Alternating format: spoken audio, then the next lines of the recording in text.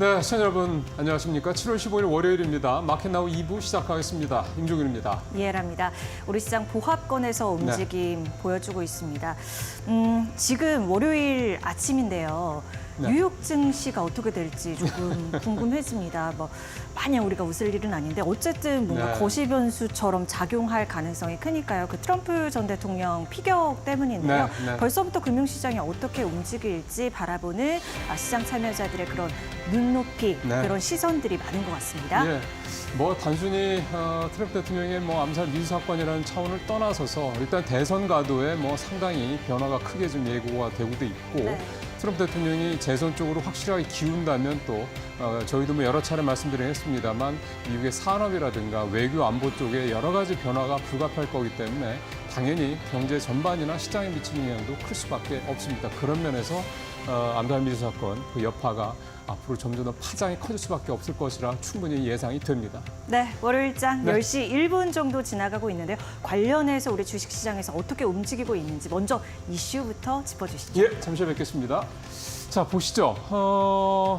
장은 사실 보합권이긴 한데요. 오늘 강한 흐름을 보이고 있는 섹터들이 많이 일단 전반적으로 보이고 있습니다. 또 이 버블의 사이즈도 더 크죠. 일단 대표적으로 방산, 우크라제건, 그다음에 전선, 건자재, 암호화폐, 증권, 원전, 전력설비, 건설 이런 섹터들의 오늘 강한 흐름들이 오늘 좀 눈에 띕니다. 전체적으로 조금 좁혀보면 우크라제건과 방산, 건설, 그다음에 건자재 이렇게는 좀 한 덩어리로 묶어볼 수 있을 것 같고요.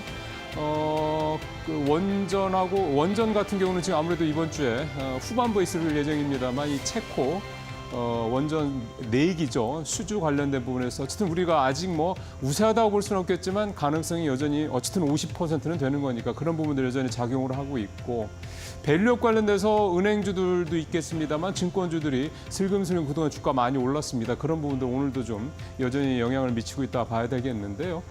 반면에 약세를 보이는 섹터가 두산그룹이 가장 눈에 띄시죠. 지난주에 대대적인 사업 재편 있었고 그 내용이 이제 지난주에 일부 두산그룹 관련주들 명암이 엇갈리긴 했으면 주가가 많이 오른 종목들도 있고 떨어진 종목도 있었는데 일단 오늘 그러니까 이번 주 첫날 들어서는 두산그룹주가 전체적으로 주가가 조금 하락하는 그런 모습들로 좀 나타나고 있습니다. 그 나머지는 특별히 눈에 띄는 그런 조그맣게 좀 버블의 사이즈도 좀 작고 그런 대부분의 부분이어서 오늘은 사실은 강세 섹터 중심으로 좀 살펴볼 필요가 있을 것 같습니다. 첫 번째로 우크라 재건 쪽으로 한번 들어가 보도록 하겠습니다. 기사 들어가 보시죠. 제목에서 보시는 것처럼 젤렌스키 우크라이나 대통령이죠. 젤렌스키가 러시아 대통령인 푸틴에게 손 내민 이유 트럼프 재선 대비 시작이다. 그러니까 앞서 말씀도 드렸습니다만 트럼프 대통령의 재선 가능성이 확 올랐습니다. 70% 이상까지 지금 그 상승률이 좀 올라가고 있는 그런 상황이다 보니까 사실상 이 정도 되면 대선은 끝났다는 얘기가 미국 내부에서 나올 정도입니다. 아직 물론 시간이 좀 남아 있긴 합니다만 그만큼 이번 암살 미수 사건 여파가 클 수밖에 없다는 얘기가 되는 건데 그럼 왜 젤렌스키가 트럼프 대선과 관련해서 이런 적잖은 영향이 있느냐? 당연히 트럼프가 재선이 되면 다 아시는 것처럼 트럼프는 친러 정치인이죠. 그러다 보니까 그동안에 또 우크라이나 전쟁에 대해서 우크라이나에 대한 미국의 지원에 대해서 강력하게 반대를 줄기차게 해왔던 사람이고 그러다 보니 트럼프가 재선이 되면 나중에 휴전을 하더라도 우크라이나 입장에서 봤을 때는 되게 불리한 조건의 휴전을 이를테면 할 수밖에 없을 수도 있다. 왜냐하면 미국이 지원을 안 해주면 지금 상황에서 전쟁을 계속해서 지속할 수 있는 여력이 없기 때문인 건데요. 그런 것들 때문에 이 트럼프 대통령의 재선 가능성이 커진 게 그만큼 우크라이나에게는 상당히 커다란 변수가 될 수밖에 없다. 이렇게 큰 틀에서 좀 볼 수가 있겠습니다. 자, 종목들 한번 보죠. 어떤지. 예, 지금 종목들 보면 인디F, 그다음에 SG, 다산네트워크스, DRT, S와 이런 회사들인데요. SG 같은 경우는 아스콘 제조업체고 다산네트워크스는 대표적인 네트워크 장비 업체죠. 그다음에 SY도 있고 DR텍 같은 경우는 지뢰를 제거하는 그런 기술을 갖고 있는 회사라고 합니다. 전체적으로 주가들이 인디F 같은 경우 거의 상한가를 이미 기록 중이고요. SG 같은 경우도 10% 넘게 전체적으로 10% 전후에 아주 그런 강한 상승 동력을 보이고 있습니다. 이 외에도 앞서도 버블에서도 그 섹터에서도 말씀드렸습니다만 건설이라든가 건자재 이런 쪽들 같은 경우도 어쨌든 우크라이나 전쟁이 끝나면 이후에 이 재건 관련된 사업들에 대한 뭐 수주 가능성들이 있기 때문에 우리 기업들이 얼마나 이제 들어갈 수 있을지 여부는 좀 미지수긴 합니다만 어쨌든 관련된 기업들에 대한 부분들이 상당히 좀 기대감을 갖고 움직이고 있다 이렇게 볼 수가 있겠습니다. 다음 섹터로 한번 가보도록 하겠습니다. 예, 우크라 재건, 방산, 뭐 전선, 뭐 건설, 전력설 이렇게 쭉 있는데요. 두 번째로 방산 쪽도 좀 들어가 보도록 해보겠습니다. 역시 방산 관련주도 트럼프 대통령의 재선 가능성이 높아진 데 따른 그 영향을 가장 많이 받을 수 있는 수혜 업종이다 이렇게 분석이 나오고 있습니다. 주가 뭐 보겠습니다만 트럼프 덕에 K방산 또 축포 터진다 이제 이렇게 제목이 좀 나올 정도인데요. 기본적으로 트럼프 대통령은 지난 2010년, 2020년 재임 시기에서도 특히 군사부모 관련해서는 각자 도생, 즉 각자 너네들 국가에 대한 안보 또 뭐 이런 부분들은 너네들이 알아서 해라. 미국은 우리 돈 들여서 더 이상 도와줄 수 없다. 뭐 그래서 잘 기억하시겠습니다만 주한미군 뭐 철수, 주한미군 축소 이런 얘기들. 그래서 결국 이제 방위비를 훨씬 더 많이 받아가기도 했죠. 그런 부분들이 이제 트럼프 대통령이 재선이 되면 더 확대될 수밖에 없다라는 건데요. 국내 방산주들 이미 유럽을 중심으로 우크라이나 전쟁 때문에 유럽을 중심으로 군사비 이 예산을 확대하는 이런 부분 때문에 영향을 좀 많이 받아서 우리나라 이제 방위 산업체들 상당히 좀 좋은 어떤 그런 수혜를 입기도 했습니다만 트럼프 대통령이 재선이 되면 그 어떤 파장이 더 크실 것이다. 수혜가 더 커질 것이다. 이런 기대감이 작용을 하고 있다 봐야 되겠습니다. 종목들 한번 보겠습니다. 예, 코치 테크놀로지 여기는 이 방위산업 컴퓨터 관련된 장비를 만드는 회사라고 하는군요. 코치 테크놀로지도 강한 모습을 보이고 있어 11% 넘게 올랐고요. 현대로템, K2전차 만드는 회사죠. 현대로템도 10% 넘게, 휴니드, S&T 다이나믹스는 이제 총기류를 주로 만드는 회사고 역시 여기도 6% 넘게. 한화 시스템은 뭐 잘 아시는 그런 대표적인 방위산업 업체고 전체적으로 방위산업 관련된 방산 관련 주들 오늘 상당히 좀 강한 모습들 좀 보이고 있고요. 아직 시간이 좀 있긴 합니다만 지금 분위기라면은 뭐 트럼프 대통령의 재선이 가능성이 상당히 좀 높기 때문에 국내 방산업체들도 여러 가지로 대비를 좀 하고 있을 것이라 생각이 듭니다. 다음 섹터로 한번 더 가보도록 하겠습니다. 전체적으로 강한 섹터들이 많이 있습니다만 그중에서 약세 섹터 중 하나만 보겠습니다. 오늘 가장 큰 버블을 기록하고 있는 두산그룹으로 한번 들어가 보도록 하겠습니다. 대신증권에서 리포트가 이제 주말새 나왔는데 주식회사 두산이죠. 두산그룹의 지주회사인 두산이 그룹의 지배구조 개편의 최대 수혜가 될 것이다. 목표 주가도 기존에 25만 원에서 30만 원으로 이렇게 좀 대폭 올리는 그런 내용의 이제 리포트가 나왔는데요. 전체적으로 두산그룹이 좀 크게 클린 에너지, 스마트 머신, 신소재 이렇게 3대 사업으로 좀 재편을 하고 대표적으로 이제 두산 밥캣을 인적 분할을 해서 두산 에너빌리티에서 인적 분할을 해서 이제 로보틱스에 이제 합병하는 이게 이제 가장 큰 내용이 되는 건데 결국 이제 이런 어떤 재편을 통해서 가장 큰 수혜를 받는 건 두산이다. 그 이유는 그룹의 가장 큰 캐시카우인 밥캣이 결국 이제 주식회사 두산 이제 산하로 들어가는 이제 손자회사가 되겠습니다. 들어가는 이런 모양새 때문에 배당도 늘어나고 또 두산 이 밥캣에 대한 두산 지주회사 두산의 이 지분율도 올라가는 이런 효과가 나타나기 때문에 두산이 가장 큰 혜택을 받을 것이다. 이게 이제 대신증권 리포트의 핵심 내용입니다. 하지만 이제 오늘 두산그룹의 전체적인 종목들 분위기는 좀 어둡죠. 한번 들어가 볼까요?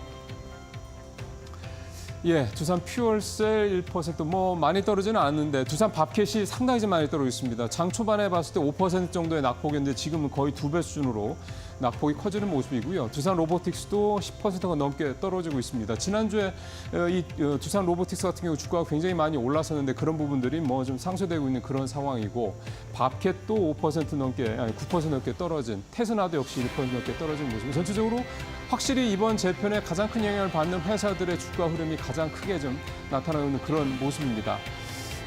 사업 재편에 대한 이런 부분들은 이제 이 향후에 좀 더 이제 그 부분들이 조금씩 더 가시화되지 않겠나 생각이 듭니다. 네, 지금까지 이슈뷰를 통해서 지금 장 초반 10시 상황에서 우리 주요 섹터들 어떤 움직임을 보이는지 살펴봤습니다. 오늘 이제 10시 저희 이제 프로그램 끝날 후 부분쯤에 다시 한번 현재 상황들이 어떻게 진행되고 있는지 다시 한번 점검을 해 보도록 하겠습니다. 계속해서 이데일리 온 파트너와 함께 자세한 내용 말씀 들어보도록 하겠습니다.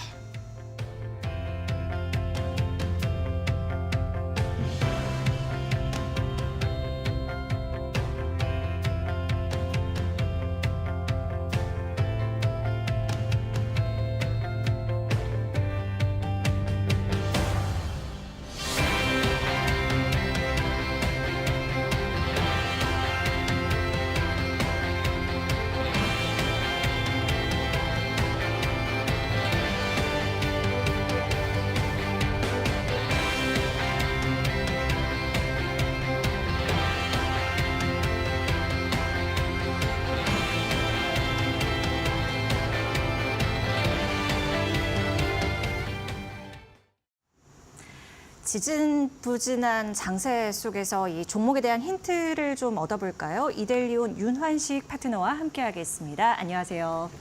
네, 주말 지내고 왔는데 뭐 시장 큰 흐름이 좀 안 보여서 네. 앞이 좀 안 보여요. 그래서 근데 오늘 할 말이 상당히 많습니다. 상당 많아요. 네. 그러면 우리 시청자분들한테 많이 또 도움이 되겠네요. 네. 일단은 그러면 우리 시장에서 이제 주도주 이 살피는 기준 늘 설명해 주시는데 오늘도 들어볼 수 있을까요? 네, 맞습니다. 오늘도 역시 시장에서 시장을 이끄는 주도주와 대장 테마가 나타나고 있는데요. 특히 이 주도주와 대장주 같은 경우는 해당 당일날 아침부터 거래 대금이 해당 테마 내에서 같은 섹터라도 거래 대금이 많이 나오고 상승률이 가장 높게 나타나는 것을 우리가 대장주 혹은 주도주 매매라고 합니다. 이와 같은 주도주 매매, 대장주를 매매를 해야만 우리가 아침에 강하게 수익을 낼 수도 있고 다른 종목들이 뒤따라갈 때 후발주 매매도 연계적으로 자율적으로 할 수 있는 게 바로 주도주 매매 혹은 대장주 매매라고 칭하고 있습니다. 오늘 시장에서도 일단 아주 강한 모습을 보이는 주도 테마주와 대장주가 있습니다. 먼저 살펴볼게 일단은 트럼프 관련주입니다. 트럼프가 지난주에 일단은 거의 피살을 당했습니다. 총격을 당했는데 총격을 당하는 와중에 트럼프가 주먹을 불끈 쥐어 보이는 모습을 했어요. 그때 이제 사진이 찍힌 장면이 있었는데 그 뒤에 이제 미국의 성조기가 이렇게 휘날리는 모습과 같이 사진을 찍혔습니다. 근데 네. 이제 그 가운데서 미국의 전통적인 지지자들은 사실상 트럼프가 그 애국심을 고취함과 동시에 기존 지지층들의 결집을 의도치 않게 이제 결집시키는 그런 이제 장면이 담겼단 말이죠. 그래서 지금 미국 내부에서는 사실상 트럼프의 재선을 거의 가능성을 높게 보고 있습니다. 그에 따라서 오늘 우리나라 시장에서도 기존 트럼프 관련주들, 정책주들이 수혜를 받고 있는 모습인데 첫 번째로 살펴볼 게 바로 우크라이나 재건 관련주입니다. 네. 여기서 이제 시청자님들이 궁금하실 게요. 왜 이제 트럼프가 재선 가능성이 높아짐에 따라서 우크라이나 재건주가 수혜를 왜 받냐 이렇게 궁금해하시는 분들이 있을 수도 있는데 첫 번째로 우크라이나가 일단은 지금 러시아와 전쟁 중이지 않습니까? 근데 일단 트럼프가 당선이 되면요. 우크라이나에 대한 지원을 끊겠다라는 발언이 계속 해오고 있었습니다. 자, 이렇게 트럼프가 만약에 당선이 된다면 우크라이나의 지원이 끊길 수도 있겠죠. 그에 따라서 나토와 일단은 젤렌스키 우크라이나 대통령은 하루빨리 러시아와 휴전 협상을 진행하고 싶어질 겁니다. 이로 인해서 우크라이나 재건 관련주가 주목을 받는 것이고요. 사실 이 우크라이나 재건 관련주 이외에도 수혜를 받을 종목은 꽤 많습니다. 뭐 비트코인 관련주도 있고요. 뭐 이제 방산 관련주 이렇게 여러 가지 섹터들이 있는데 일단 오늘 먼저 재건주가 제일 먼저 움직여주는 모습을 보이고 있습니다. 네. 일단 먼저 살펴볼 종목이 바로 SY 스틸텍이라는 종목입니다. 이 SY 스틸텍 같은 경우에 뭐 이제 다른 마찬가지로 제가 처음에 주도주, 대장주의 기준에 대해서 설명을 드렸잖아요. 많은 이제 우크라이나 재건주가 있지만 그중 시장에서 현재 이 우크라이나 대장주들 중에 아주 강한 거래대금, 가장 많은 거래대금이 터지고 힘있게 움직여주는 것이 바로 이 SY 스틸텍입니다. 네. 분봉상 봐도 우리가 특히 단기 매매 좋아하시는 분들은 충분히 매매 타점이 잘 나올 수 있는 종목이었다고 보여지는데요. 이 SY 스틸텍 경우에는 지금 재건 대장주로서의 역할을 충분히 이행해주고 있고 이 이후에도 충분히 한 번 더 움직여줄 수 있는 가능성이 가장 높은 종목입니다. 그렇기 때문에 오늘 이후 일정한 조정폭 3,200원에서 400원까지 조정이 나와준다면 이때는 적극적으로 분할 매수를 통해 다시 한번 공략해보는 것도 좋을 것 같다는 판단이 씁니다. 네.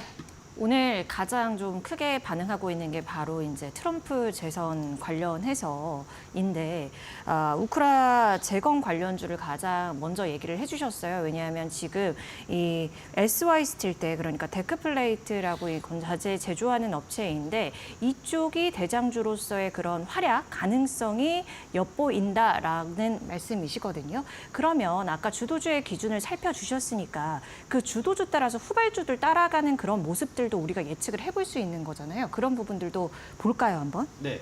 자, 그러면 이제 오늘 아침에 제가 재건주가 대장이라고 말씀드렸는데 후발 섹터로 이제 그 변두리 테마 중에서 따라가는 종목들이 있습니다. 뭐 두 번째로 방산주도 있지만 우리가 다른 섹터도 살펴볼 필요가 있습니다.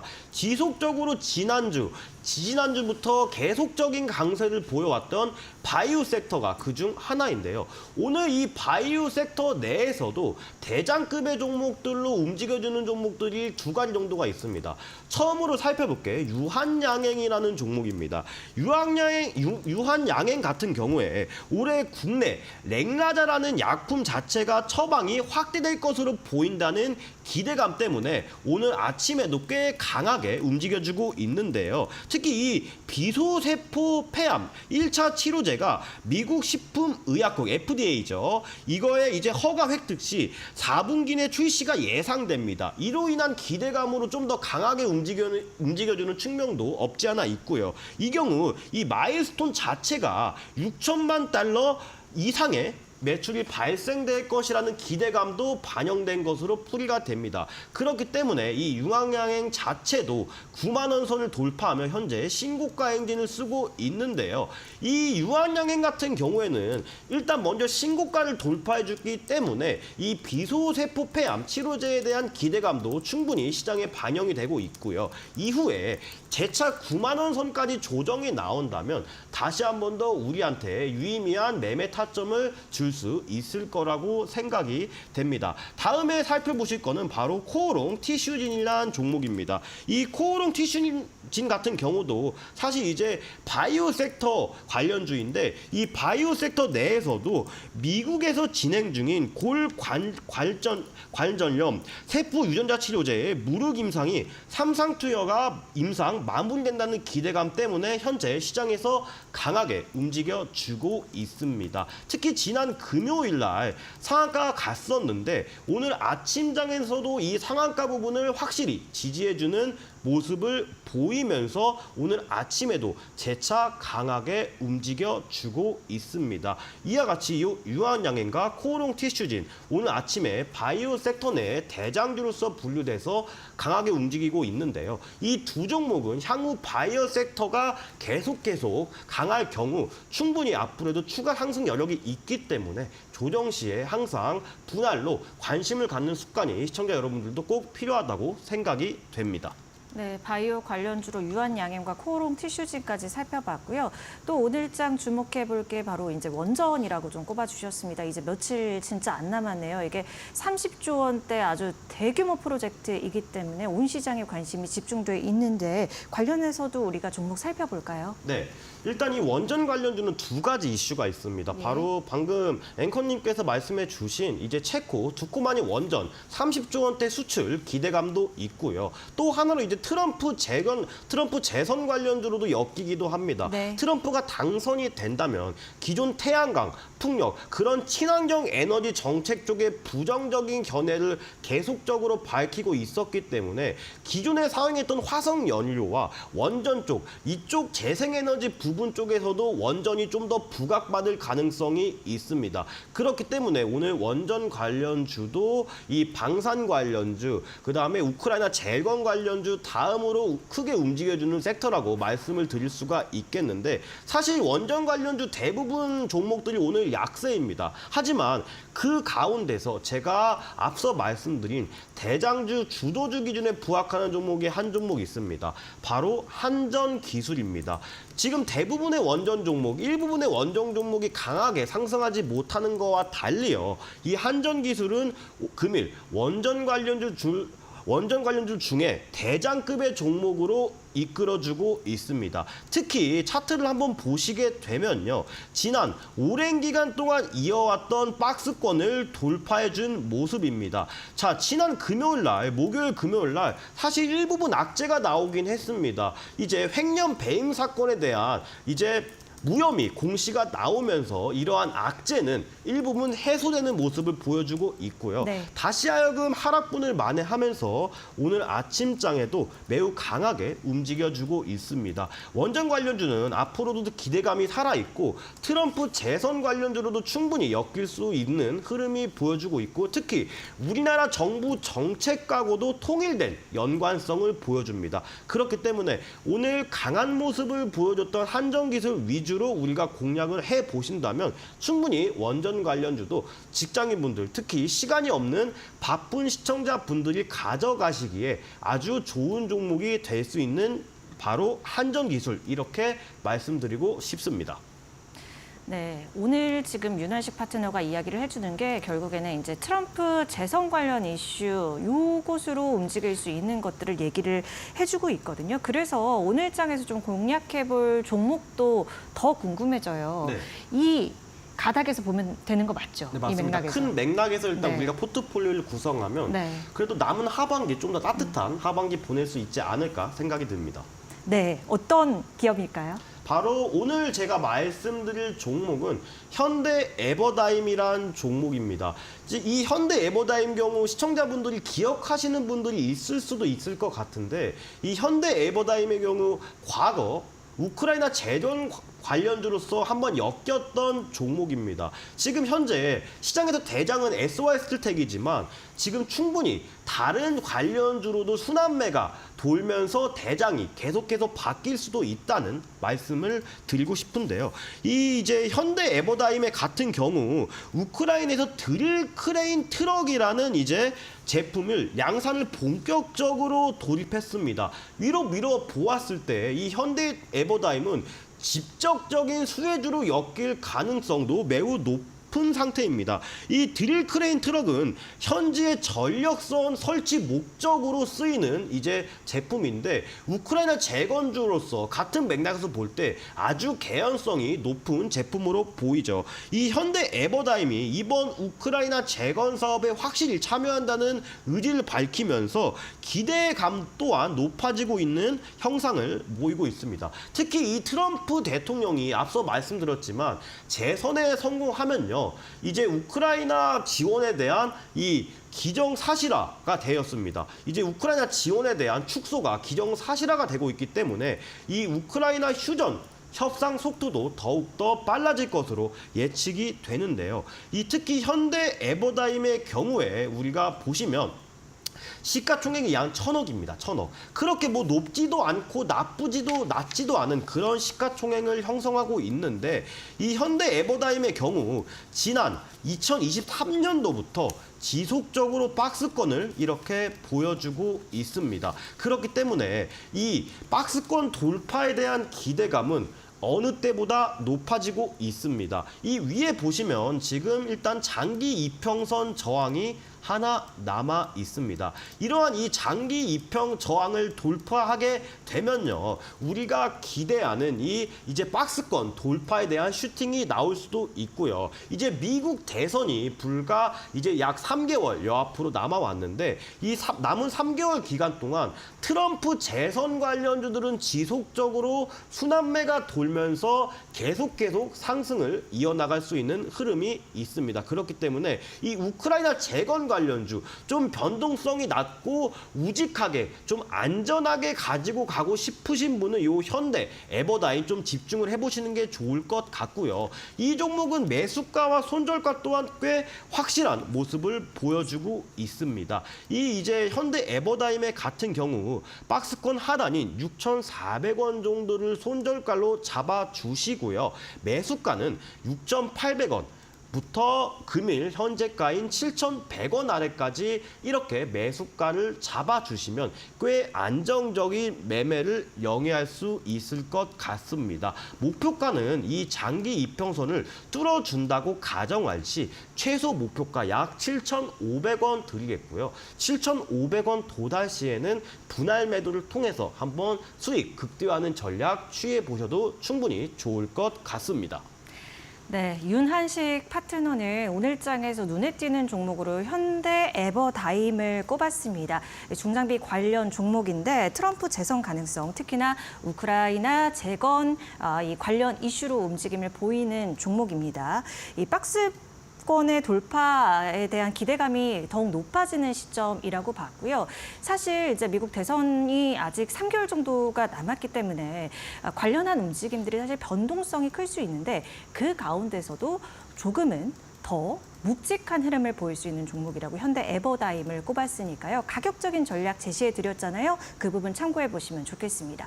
자, 제가 오늘 그 재건 관련주 중에 한 가지가 더 눈에 띄어서 요거 한번 여쭤볼까요? SY 스틸텍은 아까 말씀을 주셨고 네. SY도 관련 종목으로 묶여서 움직이는 것 같아요. 네. 이것도 흐름 좀 볼까요? 이 매매적인 관점에서 네. 봤을 때 이 SY 같은 경우는 사실 제가 말씀드린 현대 에버다임과 마찬가지로 과거에 음압병동 관련주로 한 번 더 묶였고요. 우크라이나 재건 관련주로서. 그래서 여러 가지로 일단은 관련이 되었던 종목인데 이 SY 같은 경우도 사실 지금 SY 스틸텍의 등장으로 인해서 기존의 대장주로서의 지위를 잃어버린 느낌이 큽니다. 그렇기 때문에 이 SY 같은 경우도 지금 현대 에버다임과 비슷한 차트상 기술적 분석상 흐름을 보이고 있는데 지금 좀 더 탄력 있게 움직여주는 것이 사실 SY 스틸텍입니다. 그렇기 때문에 이 굳이 SY 종목 자체를 여러분들이 관심에 두시는 것보다는 SY 스틸텍을 먼저 관심으로 주시고 추가적으로 제가 말씀드린 현대 에버다임을 같이 포트폴리오에 편성을 하셔서 추가적으로 그 두 개 종목만 집중하시는 게 낫다고 생각하고 이 SY 같은 종목들을 우리가 편입하게 되면 너무 한 테마 내에 같은 종목들을 많이 구성하는 효과가 나기 때문에 우리가 돌발 악재에 대응을 하지 못합니다. 그렇기 때문에 SY를 보실 바에는 SY 스틸텍 이 종목을 좀 더 지켜보시는 게 낫다라는 말씀 드리고 싶고요. 물론 이 SY 자체도 지금 현재 강한 박스권을 돌파해주면서 이슈가 나온 상황이기 때문에 추가적인 상승 여력은 있다라고 진단을 드릴 수가 있을 것 같습니다. 네. 예, 상세한 포트 전략까지 들어볼 수 있었습니다. 아무래도 뭐 이 이슈로 크게 움직일 것 같다라고 예상이 되더라도 적절한 비중 조절은 언제나 우리 투자하실 때 필요한 얘기니까요. 윤한식 파트너가 그 부분을 전해드렸으니까요. 꼭 참고하시길 바랍니다. 윤 파트너와는 여기서 인사 나눌게요. 고맙습니다. 네, 감사합니다.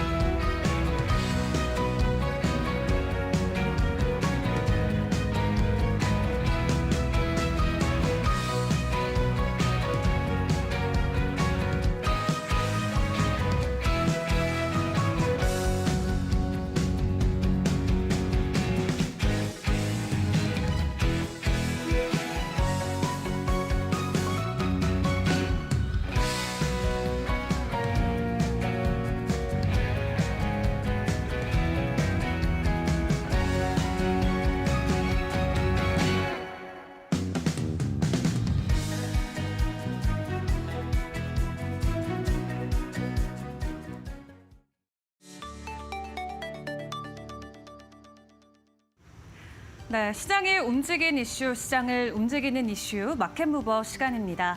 오늘의 이슈는 애플과 관련된 소식 함께 확인을 해보고자 합니다. 이제 애플의 독식 이대로 막을 내리는 걸까요?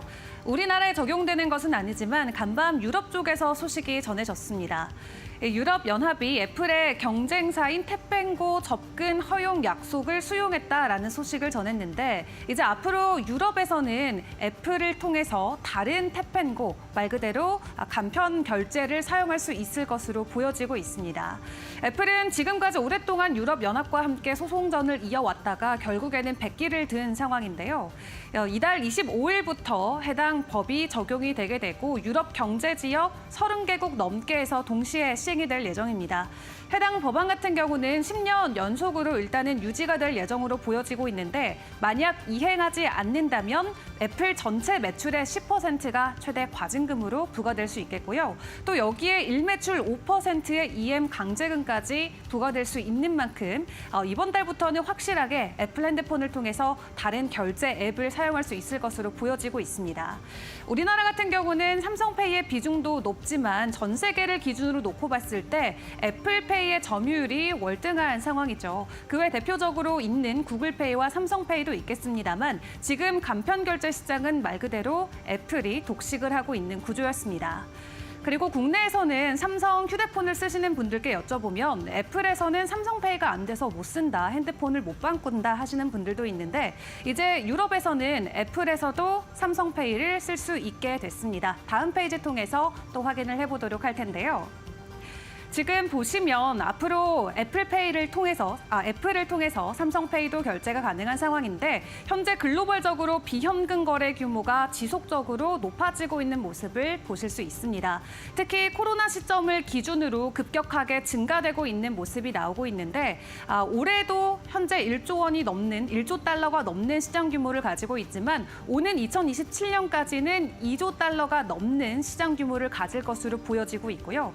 또 다른 차트를 통해서 확인을 해보니까 그 안에서도 특히 아시아 태평양 지역의 비현금 거래 규모가 계속해서 큰 폭으로 증가하는 모습을 확인해 볼 수 있었습니다.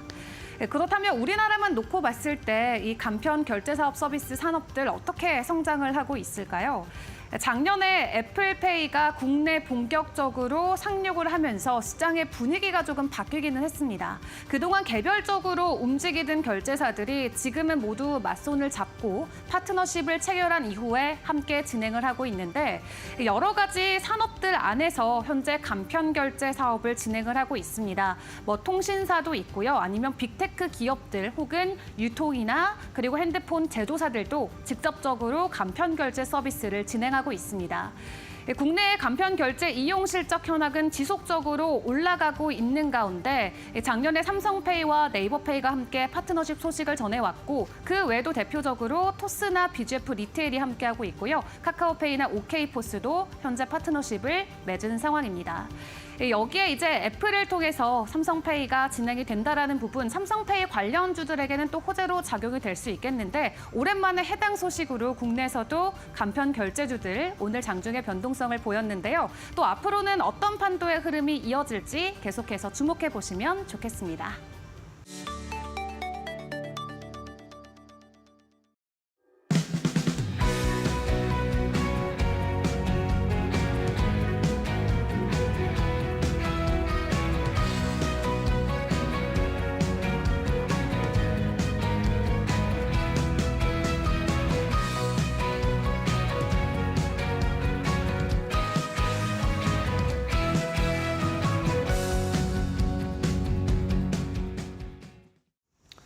예, 이데일리 편집국 기자들과 함께 시장에 대한 중요 이슈들 좀 깊이 있게 살펴보는 이데일리 TV 인사이트 시간입니다. 오늘은 증권시장부 정책팀장으로 계신 최영길 기자 나오셨습니다. 어서 오십시오. 예, 안녕하십니까? 앞에 이제 제목에서도 소개가 일단 됐는데 가상자산 관련된 법.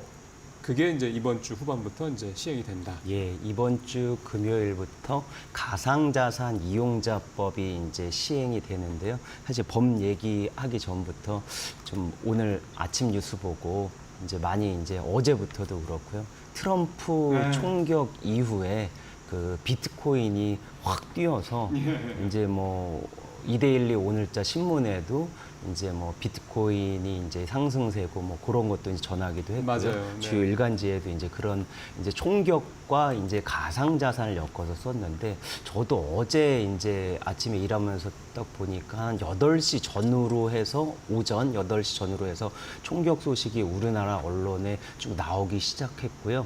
그때 이제 비트코인 시세가 그 한 개당 한 5만 그 달러 후반대로 해서 그 한참 오르던 올해 초에 뭐 비트코인 현물 ETF나 반감기 해서 오르던 게 주춤했는데 네. 보시면은 총격 사건의 보도가 확 나오기 시작하면서 방송 오기 전까지 제가 보니까 한 개에 이제 6만 달러 이상 그렇게 지금 되고 있는 상황이래 급증을 한 가지고요. 상황이네요. 예, 급등해가지고 계속 그 총격 여파로 이어지고 있고 일주일 전에 비해서는 한 10%가량 시세가 오른 상황입니다. 이런 상황에서 이제 뭐 가상자산 다루다 보면 뭐 가상자산 투자하신 분이나 아니면 증시에 좀 돈을 더 많이 넣을까 아니면은 코인에 더 많이 넣을까 고민하실 수도 있고요. 그런데 네. 요런 이제 해외 이런 이슈와 도 같이 한번 좀 보셔야 되는 게 이번 그 주 금요일 날 가상자산 이용자법이 이제 시행이 되면 네. 이게 이제 그동안의 그 재정법이거든요. 수년간 논의가 많이 됐었고 이게 테라, 루나 이제 후속 네, 대책으로 맞습니다. 추진되는 네. 거고 특히나 이제 저도 한 2년여 전에 이제 그 가상자산 요청 업계 출입 기자로 IT 쪽을 맡았는데 네. 그때 이제 출입하다 보면은 이제 그 당시 이제 뭐 그 코로나 이후에 이제 투자붐도 있고 그래서 뭐 강남이나 어디에 가면 모 업자분이 뭐 최 기자 뭐 한 돈 뭐 얼마 있으면 넣어라. 그러면 한 10배 이상 불려주겠다. 이런 얘기도 했었는데 지금 뭐 오르기는 했지만 이제 작년이나 이렇게 보면은 그 수많은 우리나라의 그런 이제 그 김치코인들 이른바 김치코인에 투자했다가 손해 보신 분들이 엄청 많고요. 많죠. 그리고 먹튀로 해가지고 예. 또 그런 분들도 많고 다 피해 보신 분들 많고 했는데 그런 거에 대한 그 투자자 보호 방안을 담은 그 가상자산 이용자법이 이번 주 금요일 날 시행되거든요. 예. 이게 사실 또 중요한 게 금투세와 가상자산 과세가 또 패키지로 같이 갑니다. 그러니까 내년 1월에 지금 금투세가 연기되냐 마냐 그런 얘기들이 많이 나오고 있는데 가상자산법도 이미 국회를 시행을 해서 유예만 된 상태지 내년 1월에 과세가 시작이 되거든요. 금투세 관련돼서. 예. 근데 그럴 경우에 그러면 금투세는 폐지 또는 아니면은 연기하는데 가상자산 과세는 어떻게 할 거냐 이것도 같이 국내 상황을 고려해야 향후에 그러면 뭐 트럼프가 총격 피격 당했으니까 이제 비트코인 투자를 해야 되겠다 이런 게 아니라 네. 그 우리나라 과세까지도 같이 한번 보셔야 될 것 같아가지고요. 그런 국내 상황도 같이 한번 정리해봤습니다. 트럼프가 대통령이 되면 가상자산에 도움이 될 거다, 수혜가 될 거다. 그게 이제 가상자산, 그러니까 비트코인가 이거 오르는 이유잖아요.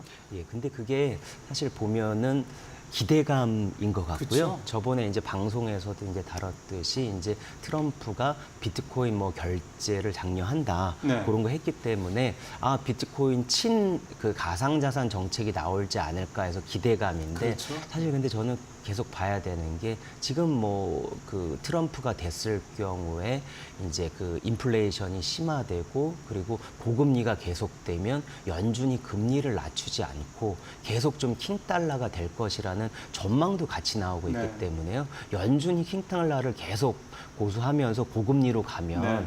비트코인이 올라가거나 아니 다른 코인이 올라가는 것도 그 위에가 막혀 있기 때문에 사실 뭐 그 한계가 있는 상황이기 때문에요. 지금은 뭐 기대감을 가지고 좀 오르는 게 아닌가 그렇게 생각이 듭니다. 마치 머스크가 트럼프랑 친하다고 그래서 트럼프가 재선이 되면 테슬라 주가가 오를 것이라고 기대하는 것과 마찬가지 내용이 되는 것 같으네요. 자, 이제 본격적으로 얘기 좀 들어가 보죠. 일단 가상자산 이용자 보호법. 네. 뭐 왜 이용자라고 쓰는지 잘 모르겠고 하여간 그런데 지금 그 얘기는 차차 좀 말씀 좀 들어보기로 하고 일단 요즘 시장이 좀 어떻습니까? 지금 제가 말씀하신 동안 비트코인 가격을 보니까 8,638만 3천 원. 그래서 예. 2.5% 좀 오른 걸로 이게 이제 말씀하신 그런 영향을 좀 받고 있다고 예, 봐야 되겠네요. 맞습니다. 예. 국내 이제 기준으로 우리나라는 이제 그렇게 네. 지금 오르고 있고요. 지금 이제 시장 상황을 보면 이제 그 공식적으로 집계해서 금융위원회 그 분석원 FIU에서 정기적으로 발표를 하고 있는데요. 네. 이 수치를 보면은 우리나라의 정말 가상자산 사랑, 뭐 투자자분들의 사랑이 정말 크구나라는 걸 좀 느낄 수 있는 게 그 이용자가 더 늘어나는 예, 거예요. 예, 맞습니다. 그 작년에 이제 하반기 기준으로 보면요, 국내 가상자산 이용자가 이제 그 645만 명인데요. 예. 이게 작년 상반기 대비 40만 명이 이제 늘어나는 상황이고요. 이 중 한 70% 정도는 이제 그 투자한 그런 이제 여기 넣어놓은 그런 금액이 한 100만 원 미만이긴 한데 대부분은 많이는 안 넣으신 거네. 예. 근데 한 8만 명 정도는 1억 원 이상 아유, 넣어놨습니다. 그래요? 예. 그런 상황이고요. 그러니까 우리나라 주식이 한 1,400만 명 예, 그렇게 정도 얘기하죠. 그 정도니까요. 한 645만 명이면 한 절반에서 조금 못 미치는 그 정도 그런 그 이용자들이 그런 상황이고요. 중복될 가능성도 되게 예, 많고. 그렇습니다. 그 일평균 가상자산 거래 규모 같은 경우에는 작년 하반기에 3조 6천억 원으로 나왔고요. 상반기, 그러니까 작년 2조 그 9천억 원이 상반기 거래금, 그 일평균 거래 금액이었는데 그거보다는 한 24% 하반기에 더 늘어났고요. 그 원화 예치금도 같은 경우에는 한 4조 원에서 한 4조 9천억 원으로 한 21% 정도 증가를 했고요. 그 연령대별로 보면은 30대가 29%, 한 189만 역시. 명으로 예. 30대가 제일 많고요. 젊은 세대가 제일 많네요. 예, 네. 그 다음에 40대, 그리고 20대, 그리고 이제 뭐 50대, 60대 요런 이 순인데요. 지금 보면은 올해 이제 그 가상자산이 더 오르는 추세이기 때문에 글쎄요. 지금 아직 이제 결과는 안 나왔습니다. 집계 결과는 안 나왔는데 아마 645만 명보다 이용자 수는 더 늘지 더 않았나 늘어나고. 그런 이렇게 추측을 해봅니다. 보유금액도 뭐 올라가니까 더 늘어날 수밖에 없을 거고.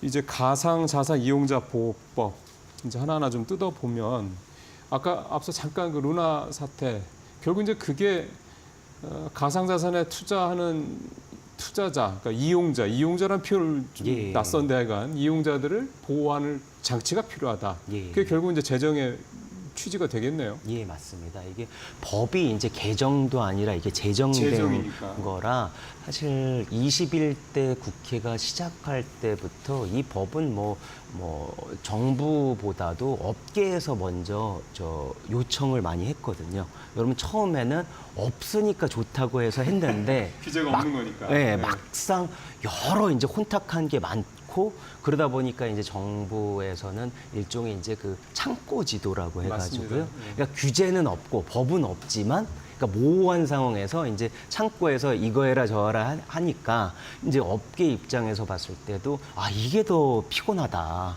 그리고 투자하시는 거나 이용하시는 분들이 이거 좀 불안하잖아요. 믿지를 그럼요. 못하니까. 네. 그러니까 좀 제도적으로 뭘 마련했으면 좋겠다라고 해서 21대 국회에 나오면서 얘기가 됐는데 사실 계속 겉돌았습니다. 얘기가. 그러다가 결정적인 계기가 된 게 2년 전에 이제 5월 때 네. 이제 루나 테라 사태 이제 권도영 그 사건이 일어난 이후에 이 급물살을 타면서 이제 그 작년에 제정이 됐고 이번 주 금요일 날 처음으로 이제 시행되는 건데요. 근데 그 당시 이제 잘 아시겠지만은 이제 2년 전에 이제 뭐 우리나라뿐만이 아니라 전 세계적으로 이제 그렇죠. 피해가 예. 있었고 우리만 있었던 게 아니었죠. 예. 그때 한 루나 시총이 한 52조 정도 됐었는데요. 거의 며칠 만에 그냥 휴지 조각이 됐습니다. 그러니까. 예. 그러니까 너무 이렇게 급격하게 그렇게 되다 보니까 뭐 우리나라인데 그 당시 이제 그 금융위에서 집계한 우리나라 피해자 이제 그 손실을 입은 피해자만 28만 명에 달했는데요. 우리나라만 얘기잖아요. 예, 우리나라만요. 근데 이제 그동안에 이제 라임 옵티머스 그 피해를 입은 규모가 한 2조 원, 피해자가 한 5천여 명 이상 정도니까 그렇게 따지면 산술적으로 보면 이 테라 루나 이 피해액은 한 26배. 그러니까 피해자 어떤 규모 수는 그 56. 배 정도 될 정도로 상당히 이제 컸는데 그때 저도 이제 그 루나 사태 28만 명의 이제 그 눈물이 남긴 그런 걸 썼을 때 처음으로 제가 몇 가지 이제 관련된 이제 정리를 하면서 이제 전문가들 얘기를 들어보니까 뭐 첫째로는 친구 따라 그 강남 가듯이 코인 투자를 하지 말라 그런 것도 주식도 있었고요. 마찬가지예요, 사실은. 예, 예, 맞습니다. 예. 네, 그렇고 뭐 두 번째로는 또 이제 자정작용도 필요하다 그런 얘기를 했고요. 세 번째로 전문가들이 가장 많이 얘기를 한 게 법제가 필요하다. 서둘러야 된다. 네. 이게 또 일어난다. 제2의 그렇죠, 루나 그렇죠. 사태가 일어난다. 그렇게 했는데 이번에 이제 그게 이제 작년에 제정이 돼서 이번 주 금요일 글쎄요. 날 그 시행이 되는 겁니다. 참 파란만장한 이 법 제정도 그랬네요. 예, 그렇습니다. 사실은 미리 제정이 됐다고 그러면 이 루나 사태 피해를 좀 줄일 수 있지 않을까 생각 드는데, 근데 앞에 그 최 기자가 이렇게 준비하신 그 표를 보니까 루나 사태로 시총이 52조가 증발됐는데 가장 최근에 이제 이 권도영과 관련된 내용이 미국 SEC하고 6조 원 합의 그 내용이 있단 말이에요. 예. 52조가 날아갔는데 피해 금액이 52조인데 권도영이가 6조 원을 자기가 내고 자기는 이제 뭐 어느 정도 뭐 해소가 된다. 좀 합의도 합의긴 한데 이게 너무 차이가 커서 피해자분들이 참 이 소식 들었을 때 되게 이게 말이 되냐 이렇게 했을 거라는 생각도 드네요. 예, 그러니까 SEC 같은 경우에는 그 미국은 가상자산 법이 없습니다. 그러니까 예. 유럽은 그 전 세계 최초로 미카라고 해서 가상자산법이 이제 시행된 상황이고요. 근데 미국은 이제 SEC도 그렇고 엄격하게 처벌을 하긴 하는데 뭐 형량이나 아니면 어느 정도 뭐 이렇게 그 돈을 내거나 글쎄요. 그런 식의 그게 되면 예. 이제 이렇게 협의상으로 이게 조정이 되는 그런 부분이 있고 또 법이 없다 보니까 또 그런 부분이 있어서요. 지금 법이 우리나라가 금요일 날 시행되는 거는 사실 미국에도 시행되지 않고 있는 그러니까요. 예. 그런 거를 시도하는 거라 사실 이게 시장하고 전반적인 제도 아니면 향후에 이제 미국에도 가상자산 법은 의회에 지금 계류된 돼 있습니다.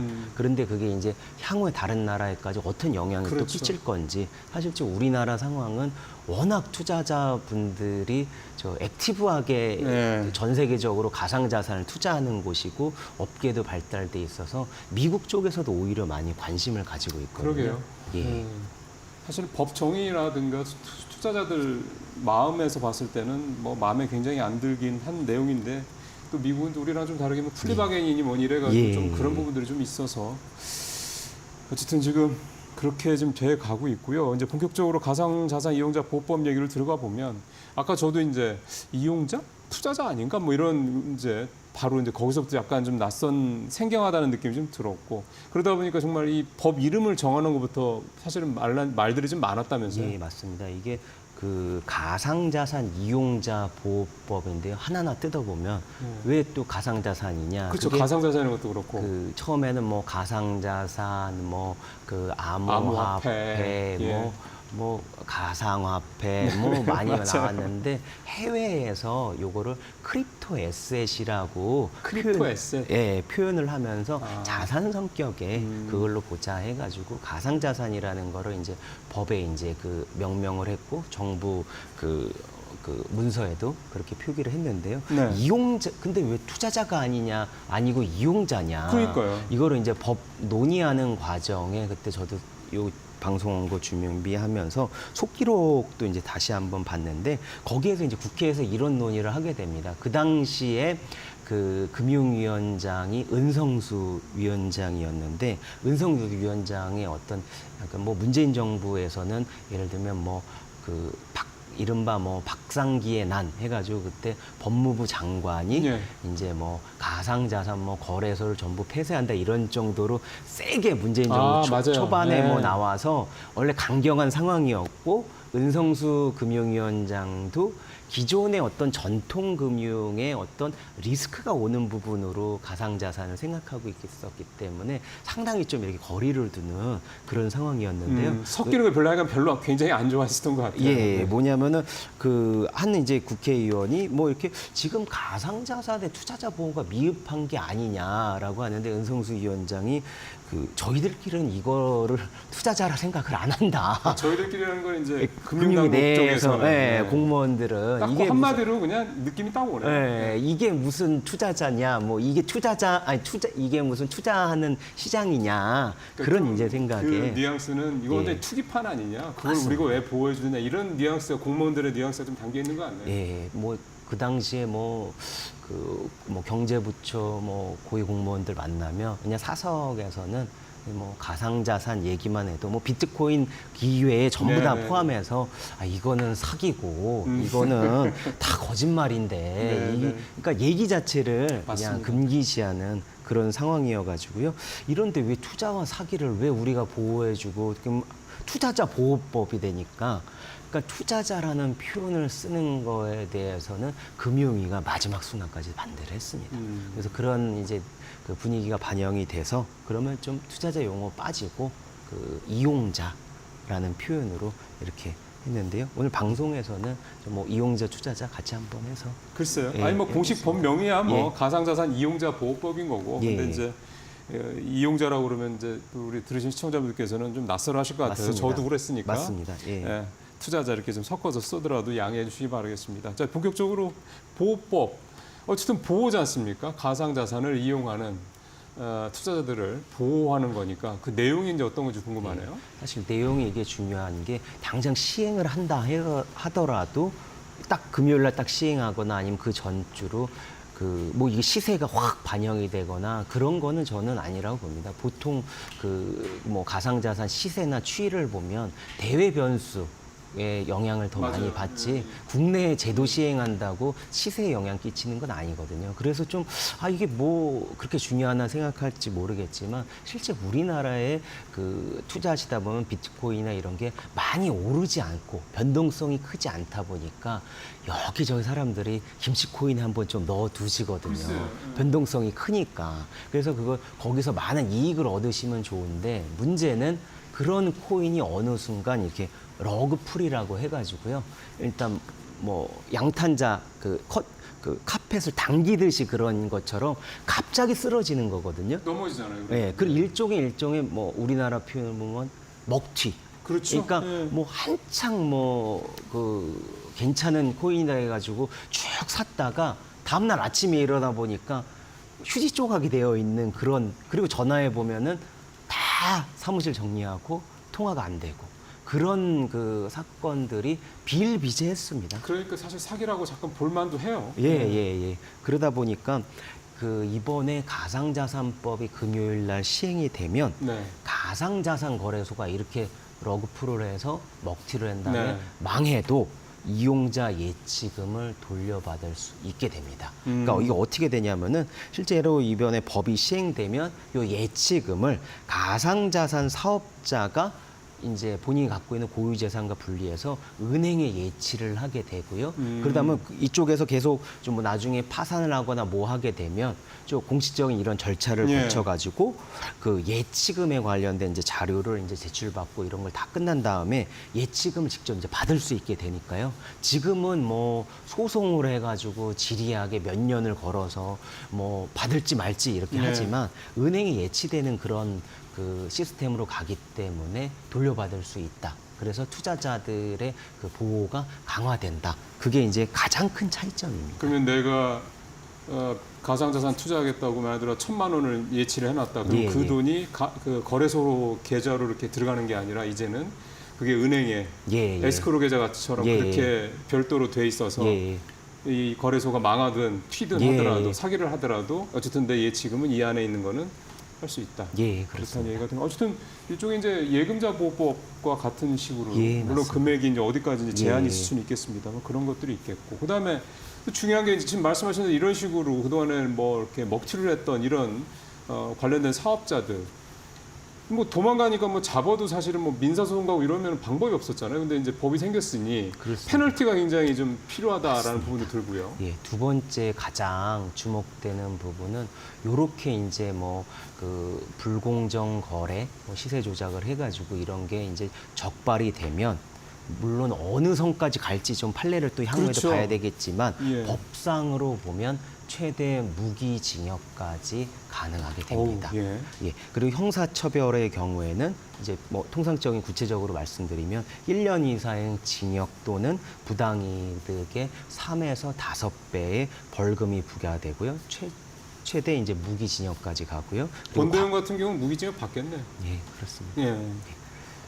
물론 이제 뭐 로펌이나 그런 걸 많이 고용을 할 텐데 로펌과 이제 법원과 이제 검찰이 또 어떻게 또 하는지도 하겠지만, 예. 향후에 그것도 어쨌든 봐야 될 것 같고요. 최대는 무기징역까지다. 맞습니다. 예. 네. 과징금은 부당이득의 최대 이제 2배 상당 그때까지 부과가 되고요. 산정이 곤란할 때는 40억 원 이하의 과징금이 이제 부과가 됐는데 이런 이제 내용들이 기존에 이제 그 증권 범죄에 적용됐던 그런 형량이나 이런 어떤 그 산정 네. 그런 것들이 이제 반영이 돼서 네. 이제 증시에 있는 제도가 가상자산에서도 같이 이렇게 가는 그런 이제 구조가 되게 되고요. 예. 이상거래 같은 경우에는 가상자산의 가격이나 거래량이 뭐 비정상적으로 변동을 하거나 아니면 그 관련된 이제 가격 등에 영향을 미치는 풍문이나 보도를 했을 경우에도 이런 관련된 이제 그 처벌을 받을 수 있게 되는데요. 가장 큰 이제 하고 다른 점은 주식 거래 같은 경우에는 뭐 유동성 공급자 LP나 그렇죠. 시정 조성자가 있어서 예, 예, MM이 예. 있어서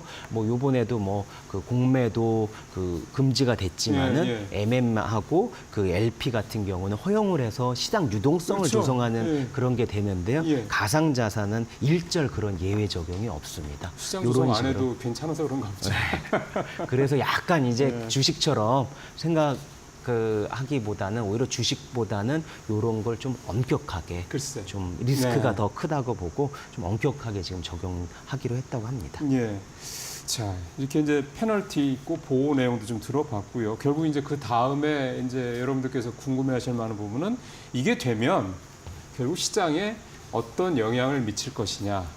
그렇습니다. 아까 잠깐 언급을 하셨습니다만 이게 또 기존에 있는 우리가 흔히 알고 있는 그런 뭐 주식이나 뭐 부동산 이런 쪽 자산하고 또 조금 성격이 좀 다르고 굉장히 뭐랄까 이 예민할까 변동성이 크다라고 예. 또 봐야 되는 거라 시장 영향은 어떻게 좀 전망이 되고 있어요? 그러니까 일단은 법이 시행이 되고 규제가 세지는 거니까 단기적으로는 이게 좀 위축이 될 수밖에 없고요. 이게 그렇겠죠. 사실 이제 이복현 금융감독원장이 올해 가장 관심을 가지고 있는 부서가 가상자산 부서입니다. 2개 부서를 작년에 신설을 했는데 네네. 이 가상자산 부서에서 뭔가 이게 성과를 내는 그런 그렇죠. 걸 가장 그렇죠. 지켜보고 있는데 예. 이게 법이 시행이 되면 이제 고강도 지금 감독을 예고하고 있고 그리고 가장 눈길을 끄는 건 3개월마다 요거를 그 체크를 좀 하는 거기 때문에 그렇게 자주요? 예, 왜 그러냐면 오. 기존에 올라있던 그 여러 김치코인 포함해서 이런 게 올라왔을 때 얘네가 지금 상장 유지 조건이 과연 유지하고 있는지를 거래소들이 3개월마다 체크를 하고 감독 당국도 3개월마다 계속 전수조사를 하시는 걸로 보시면 됩니다. 한 600여 개 정도 종목을요. 전부 일단은 다. 감독 당국이 세게 보겠다는 얘기네요. 예. 그건 조금 이제 안심을 할 만한 부분이 예. 있네요. 네. 그러다 보니까 변동성이 아마 크지도 않겠고 그 투자하시는 분들 경우에는 단기적으로 시세가 좀 이렇게 많이 오르지는 않은 좀 위축되는 그런 투심 효과가 있을 수는 있는데요. 근데 장기적으로 보면 이게 결국 뭐 보약처럼 뭔가 그렇죠. 입에는 잠깐 쓰지만 네. 결국 좋은 건데 안정성이 이렇게 좀 올라가는 거니까 예. 투자에. 예. 근데 이게 최근 한 2분기 정도에 코인 시세가 박스권에 있었던 게 마운트 곡스라는 그 해외에 예전에 이제 한 10년 전에 이제 뭐 아주 큰 한 글로벌 1등 거래소였던 데였는데 가상자산 거래소였는데. 예, 그 파장이 지금도 지속되기 때문인데요. 그 파장을 보면 그 10년 전에 그렇게 거래를 하다가 그 거래소가 갑자기 망해서 그러면 거기 투자자 이용자분들한테 그거를 다시 이제 돌려줘야 되는데 돌려주는 걸 못하고 지리한 그걸 하다가 이번 달서부터 그걸 지급을 하고 하면서 이제 뭐 코인들이 이제 시장에 나오기 시작을 했거든요. 네. 그러니까 그 2분기 정도 때 되면서요. 그러면서 이게 코인 가격이 내려가게 되는 그런 그 상황이었는데요. 이게 지금 이런 상황이 이런 마운트 곡스 같은 거래소가 갑자기 망해도 예치금을 못 받는 상황이 이제 앞으로는 없어질 그렇죠. 것이기 때문에 예, 예. 이런 식의 어떤 장기적으로 보면 그 코인 시장의 어떤 안정화나 뭐 어쩐 좀 탄탄하게 성장하는 시장이 성장하는 데는 긍정적인 영향이 있을 거로 보입니다. 그러게요. 규제 사실 금융 분야가 규제가 가장 센 이유가 있잖아요. 그러니까 예. 이게 그냥 놔두면 이게 돈이 왔다 갔다 하는 시장이기 때문에 사실은 이제 극단으로 치달을 가능성이 굉장히 높죠. 그래서 이제 규제가 적절하게 필요한 건데 그 적절성 여부는 뭐 늘 논란이지만 어쨌든 가상자산처럼 지금 고삐 풀린 망아지처럼 어디로 튈지 모르는 이런 새로운 또 시장일 경우에는 일정한 정도의 그런 규제가 필요하다. 그리고 또 업자들도 그걸 원하고 있고 시장이 좀 더 건전하고 개선되는 뭐 계기로 삼을 수 있다. 장기적으로요. 자, 이제 마지막은 결국 이제 이게 이제 과세 문제. 어쨌든 돈을 벌면 뭐 세금 있는 곳에 이제 수익 있는 곳에 세금이 있다는 말처럼 결국 이제 이것도 수익이 나는 분야이기 때문에 과세 얘기가 당연히 나올 수밖에 없습니다. 예, 이제 그렇습니다. 이 과세 문제는 어떻게 좀 정리가 될까요? 예, 이게 사실 좀 관심사인데요. 투자하시는 분들을 보면 내년 1월에 지금 이제 법이 이제 그 통과가 돼서 내년 1월에 이제부터는 가상자산으로 한 250만 원 넘게 범는 수익분에 대해서 한 20% 이상 소득세를 내야 됩니다. 그러다 보니까 이제 투자자분들은 지금 금투세도 지금 폐지나 유예 상황으로 지금 가고 있는데 그 금투세 같은 경우에는 폐지하는 한다 하더라도 원래 그 지금 나오는 공제 금액이 5천만 원까지 비과세인데요. 지금 코인은 250만 원이니까 그러면 과세를 유예할지 말지 아니면 이걸 또 폐지할지 어떤 이제 그런 게 중요할 것 같은데요. 그 현재 보면 내일 그 강명구 그 국민의힘 의원실에서 한국회계학회와 함께 가상자산 과세 토론회를 하면서 본격적으로 논의를 하려고 네. 하고요. 그 민주당에서는 지금 그 총선 공약으로 지금 나온 게 이제 관련돼서 한 그 공제 한도를 250만 원이 아니라 5천만 원까지 비과세 한도를 높이자 공제 한도를 그렇게 했기 때문에 이게 주식이랑 같은 금투세와 같이 금투세에서 주식이랑 같은 규모죠. 예, 근데 그게 될지 안 될지 봐야 되고요. 그리고 어제 보면 이제 송원석 국민의힘 의원이 그 국회 기재위원장입니다. 기재부 2차관 출신인데요. 그 가상자산 소득에 대한 과세를 2028년으로 3년 유예하는 그런 또 법안을 냈기 때문에 네. 이게 그 여당에서는 이 법안을 또 추진할 수도 있고요. 그리고 7월 말에 또 기재부에서 관련된 이제 그 내년도 세법 세법 개정안에 네. 이걸 다시 한번 그걸 받아서 그걸 낼지 말지 가상자산 관련된 뭐 3년 유예를 3년 유예가 이제 2027년에 이제 대선이 있으니까 그렇죠. 네. 대선 뒤로 미루자는 건데 그렇기 때문에 이 하반기에 이 과세 논의가 어떻게 결정되는지에 따라 뭐 주식에 조금 더 투자를 할지 아니면 지금 뭐 트럼프 총격 이후에 가상자산 투자를 더 늘릴지 그런 거를 좀 과세를 그 상황을 보면서 같이 보시면 어떨까 하는 그런 생각이 듭니다. 그러니까 만약에 한다 그러면 금투세랑 연동해서 가지 않고 만약에 뭐 3년 유예한다 그러면 또 형평성 얘기도 나오겠네요. 예, 그렇습니다. 뭐 어차피 투자인데 왜 뭐는 가상자산은 유예해주고 왜 우리는 또 이제 금투세 관련해서 또 뭐 기름을 뿌리지 않을까 그런 생각도 드는데 어쨌든 7월 말이죠. 그 예. 기재부 세제 개편안 보통 내놓는 예, 게 예, 그렇습니다. 얼마 안 남았기 때문에 기재부에서 이 세제 관련된 부분을 좀 골치 아프겠다는 생각이 좀 들긴 합니다. 네, 오늘은 가상자산 이용자 보호법 관련된 내용들하고 이게 시장에 미칠 영향 그리고 이제 과세 문제까지 두루 살펴봤습니다. 추 기자님 오늘 말씀 잘 들었습니다. 고맙습니다. 감사합니다. 네.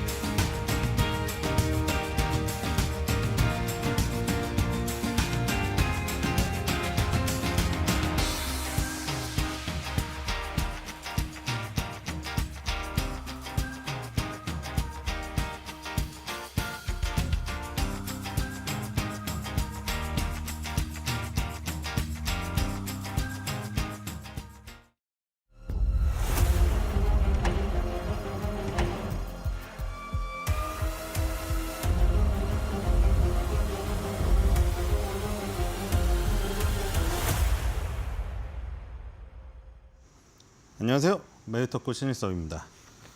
오늘의 주제는 이케아 한국 진출 10주년 매기야 죽었니 살았니입니다. 자, 이케아 중국 2분기 실질 GDP가 나왔대요. 예상치 하에. 자, 이케아 저도 처음에 광명에 생겼을 때 되게 신나서 되게 새로운 거였잖아요. 신나가지고 막 먼지 많은데 막 계속 돌고 근데 그 미로 같잖아요. 미로.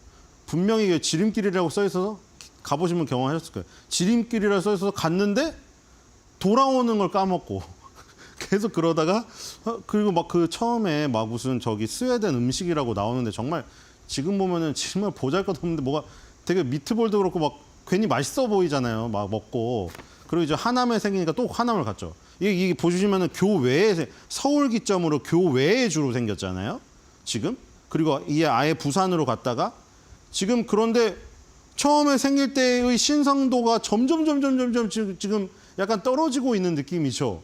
그때 맨 처음에 광명 생기고 그다음 하남으로 넓혀지고 이제 막 부산 진출하고 이때만 해도 분위기가 어땠냐면은 이케아가 말한 벌써 10호점이 금방 몇 년 안에 다가올 것 같고 이제 막 그 지방의 거점마다 하나씩 생기는 그런 거를 사람들이 꿈꿨는데 분명히 이제 처음에 분명히 저렴했어요. 저렴했던 것 같아. 느낌이.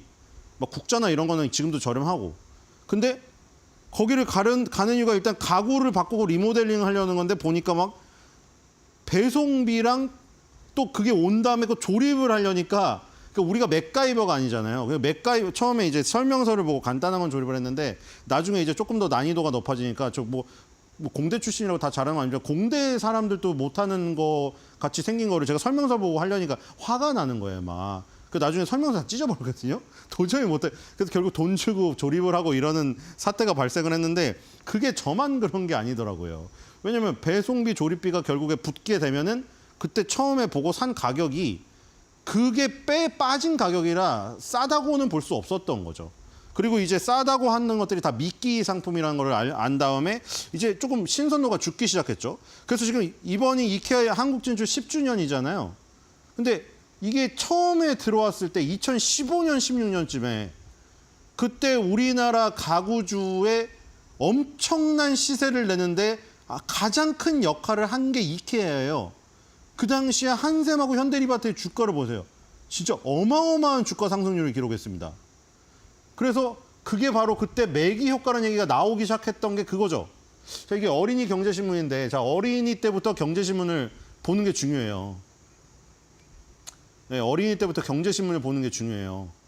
그러니까 우리는 막 그 국영수 물론 중요하죠. 국영수 중요한데 사기당하지 않는 법, 그렇죠? 그리고 경제관념 이런 거가 더 중요한 것 같아요. 제 생각에는 아니 국영수를 얼마나 잘해도 막 나중에 큰 사기를 당하는 사기꾼들이 사기를 치는데 당해버리잖아요. 제발 그런 걸 넣었으면 좋겠고 자 매기 효과가 있는데 미꾸라지가 있는 연못에 메기를 넣으면 어떻게 될까요? 미꾸라지들이 메기에 잡아먹히지 않으려고 여기가 진한 글씨네요. 더 열심히 헤엄치고 먹이도 많이 먹어서 건강해진다고 하는 이야기가 있어요. 이걸 어린이 때 제가 읽었다면 더 똑똑해졌습니다. 아쉽다. 그렇죠? 경제에서는 이 이야기의 착안에 강력한 경쟁자가 나타나면 이에 자극받아 산업과 업체의 또 진한 것이네요. 경쟁력이 덩달아 높아진다는 이론을 매기 효과라고 불러요. 이 기사에서는 테슬라 얘기가 나왔었나 봐요. 테슬라가 전기차 생산 기업들의 매기 역할을 했다고 말하고 있어요. 이것도 그런 거네요. 테슬라가 들어와서 전기차 산업을 다 먹었다기보다는 물론 테슬라 점유율도 높죠.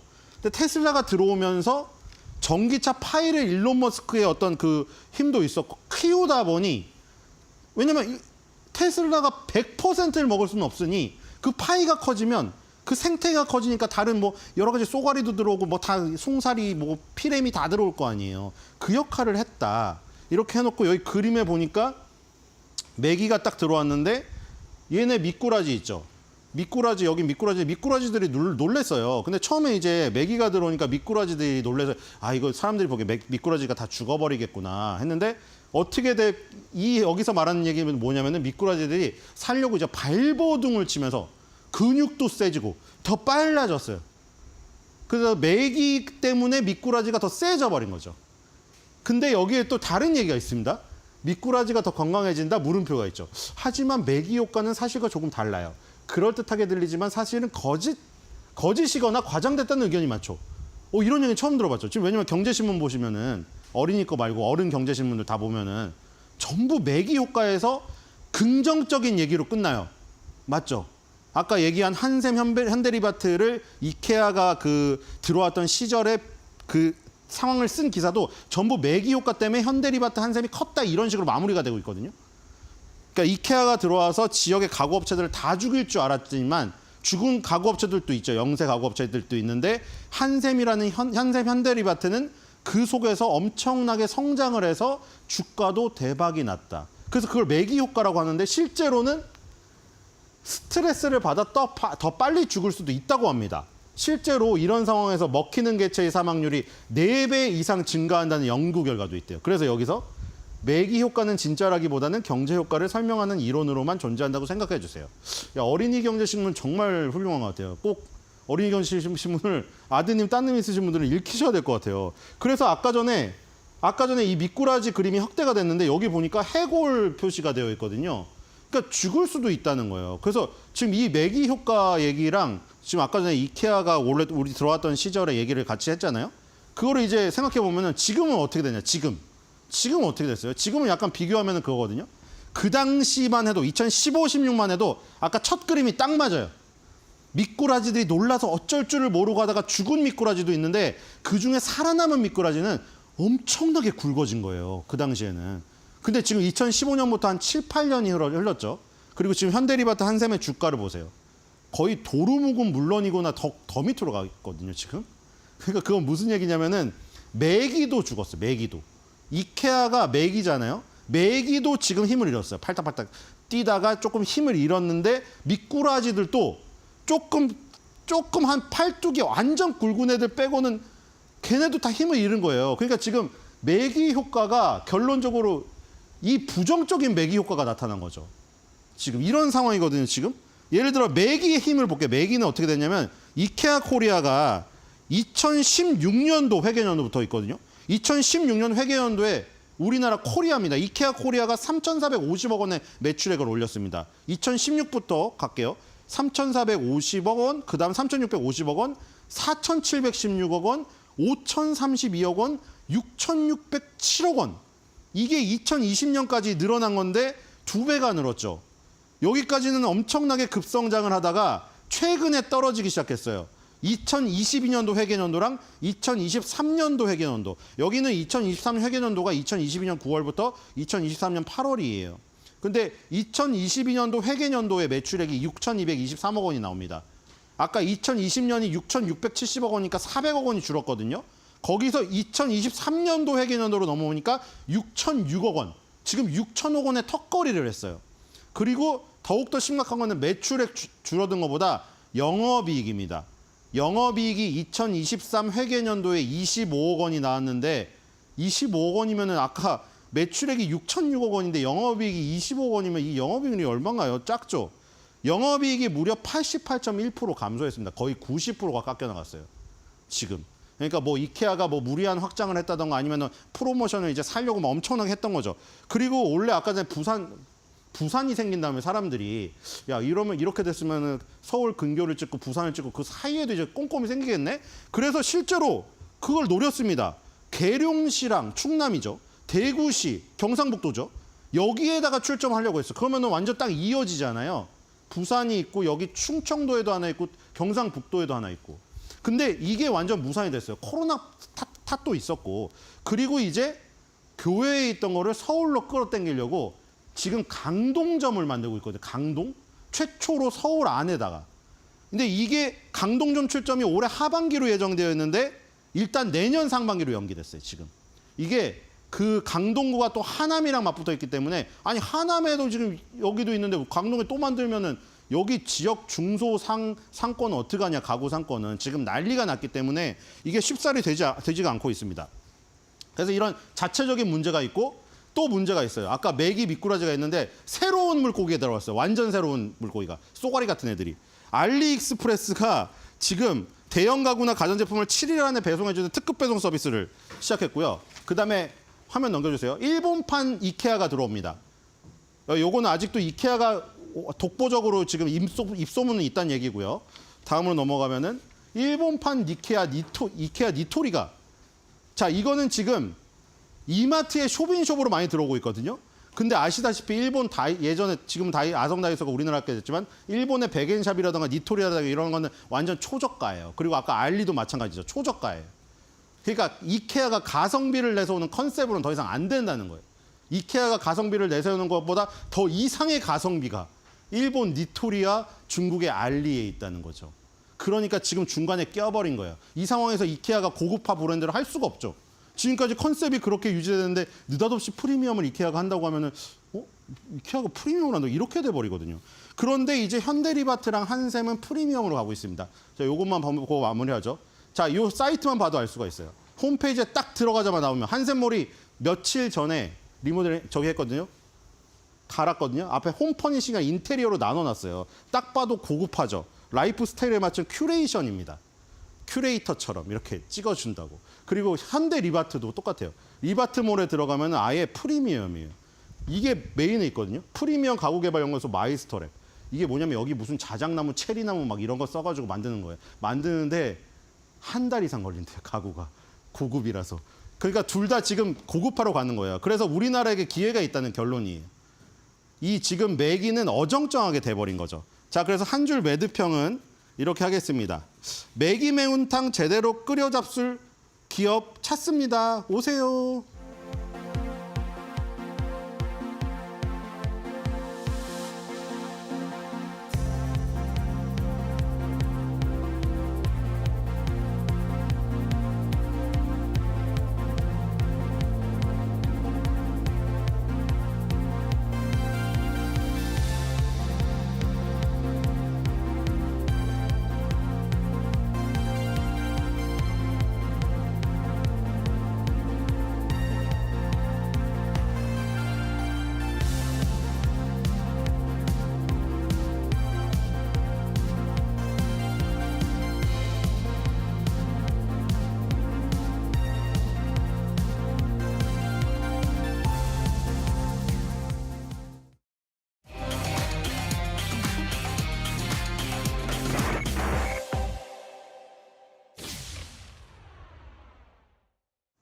네, 월요일에 뵈니 더 반갑네요. 오늘 오만한 인터뷰는 박순혁 작가와 함께하도록 하겠습니다. 안녕하세요. 네, 안녕하십니까. 네, 오늘도 슈퍼 내추럴한 그런 시각을 보여주시길 바랍니다. 예.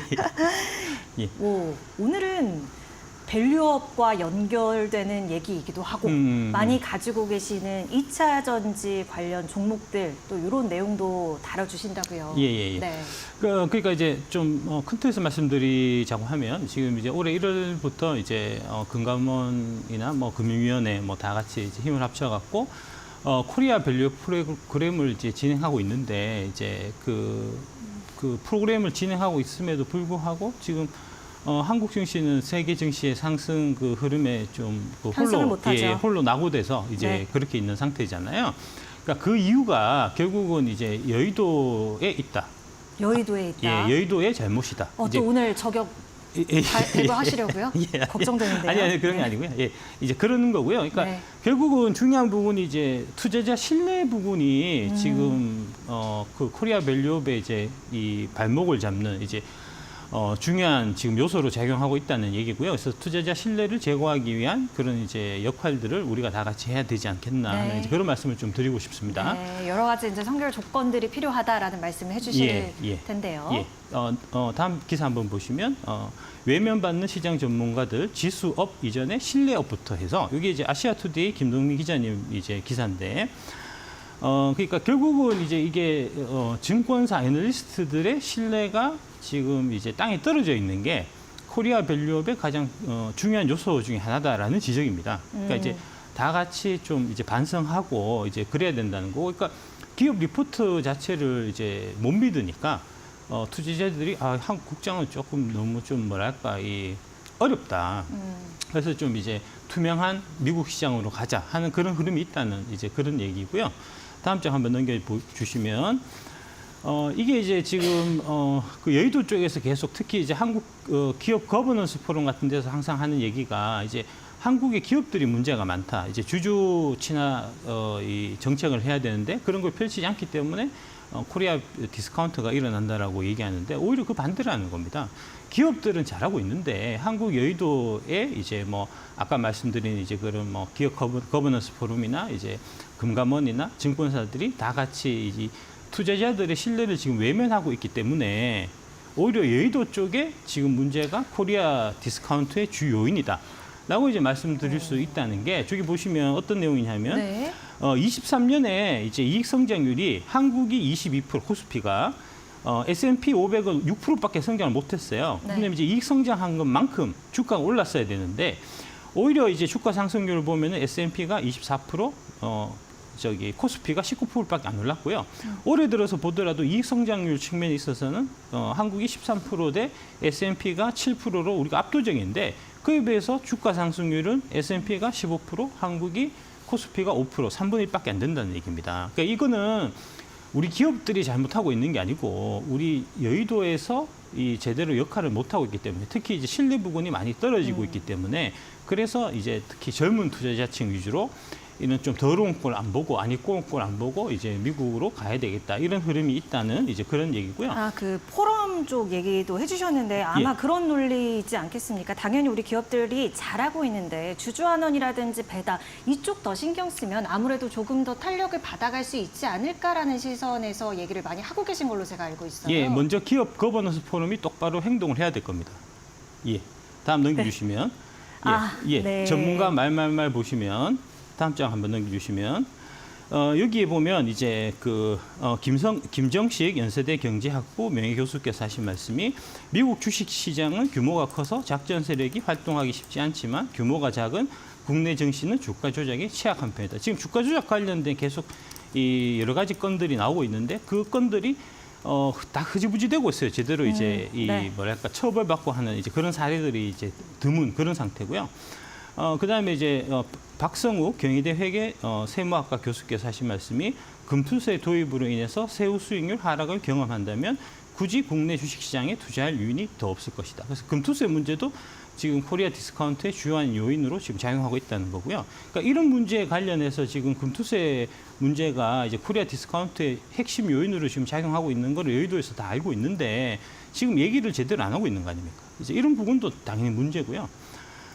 다음에 그 서지용 상명대 경영학과 교수님 말씀을 이제 보면 향후 밸류 프로그램 관건은 기업이 주주 환원에 적극 나설 수 있도록 다양한 인센티브 관련 제도의 마련 여부가 필요하다는 건데 이것도 결국은 금투세하고 다 같이 연결돼 있는 겁니다. 금투세가 네. 통과가 돼야 이제 네. 관련해서 이제 배당 소득세를 분리 과세를 한다든지 이 하는 뭐 그런 것들이 다 주어질 거니까요. 네.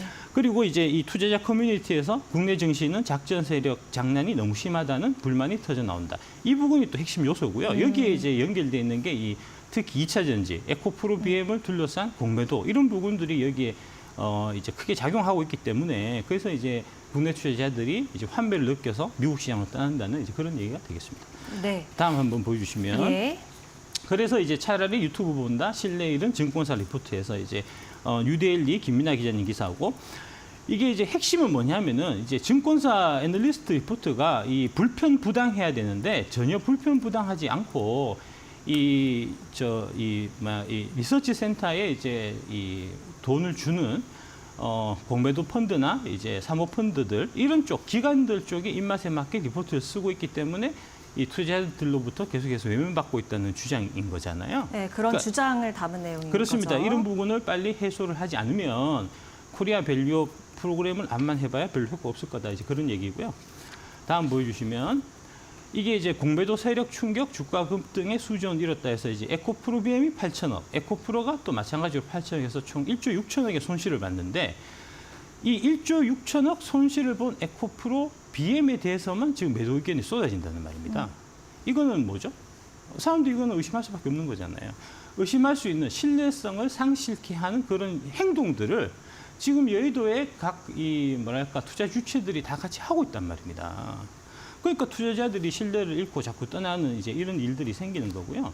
다음 장 한번 보여주시면 이게 이제 작년 4월 11일 날 에코프로 없어서 재송 사과문 낸 자산운용사에서 이제 타이거 자산운용의 이제 이지한 대표가 작년 1, 4분기 수익률이 되게 저조했다. 왜 저조했냐? 에코프로 BM을 공매도 쳐서 그렇다는 얘기예요. 근데 이제 그거에 대해 갖고 우리가 판단을 잘못해서 그렇다. 앞으로 잘하겠다라고 하면 될 거를 이거를 이제 시장 왜곡 현상이다 이렇게 얘기했거든요.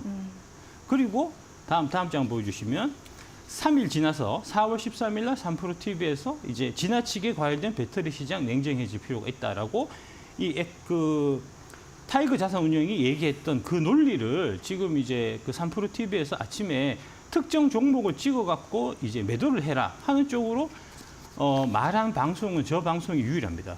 제가 알고 있기로는. 예. 그러니까 이런 부분들이 자꾸 투자자들이 뭔가 좀 저 사람들이 좀 이렇게 짜고 치는 거 아니냐 하는 생각을 갖게 된다는 거고요. 다음 장 한번 보여주시면. 네.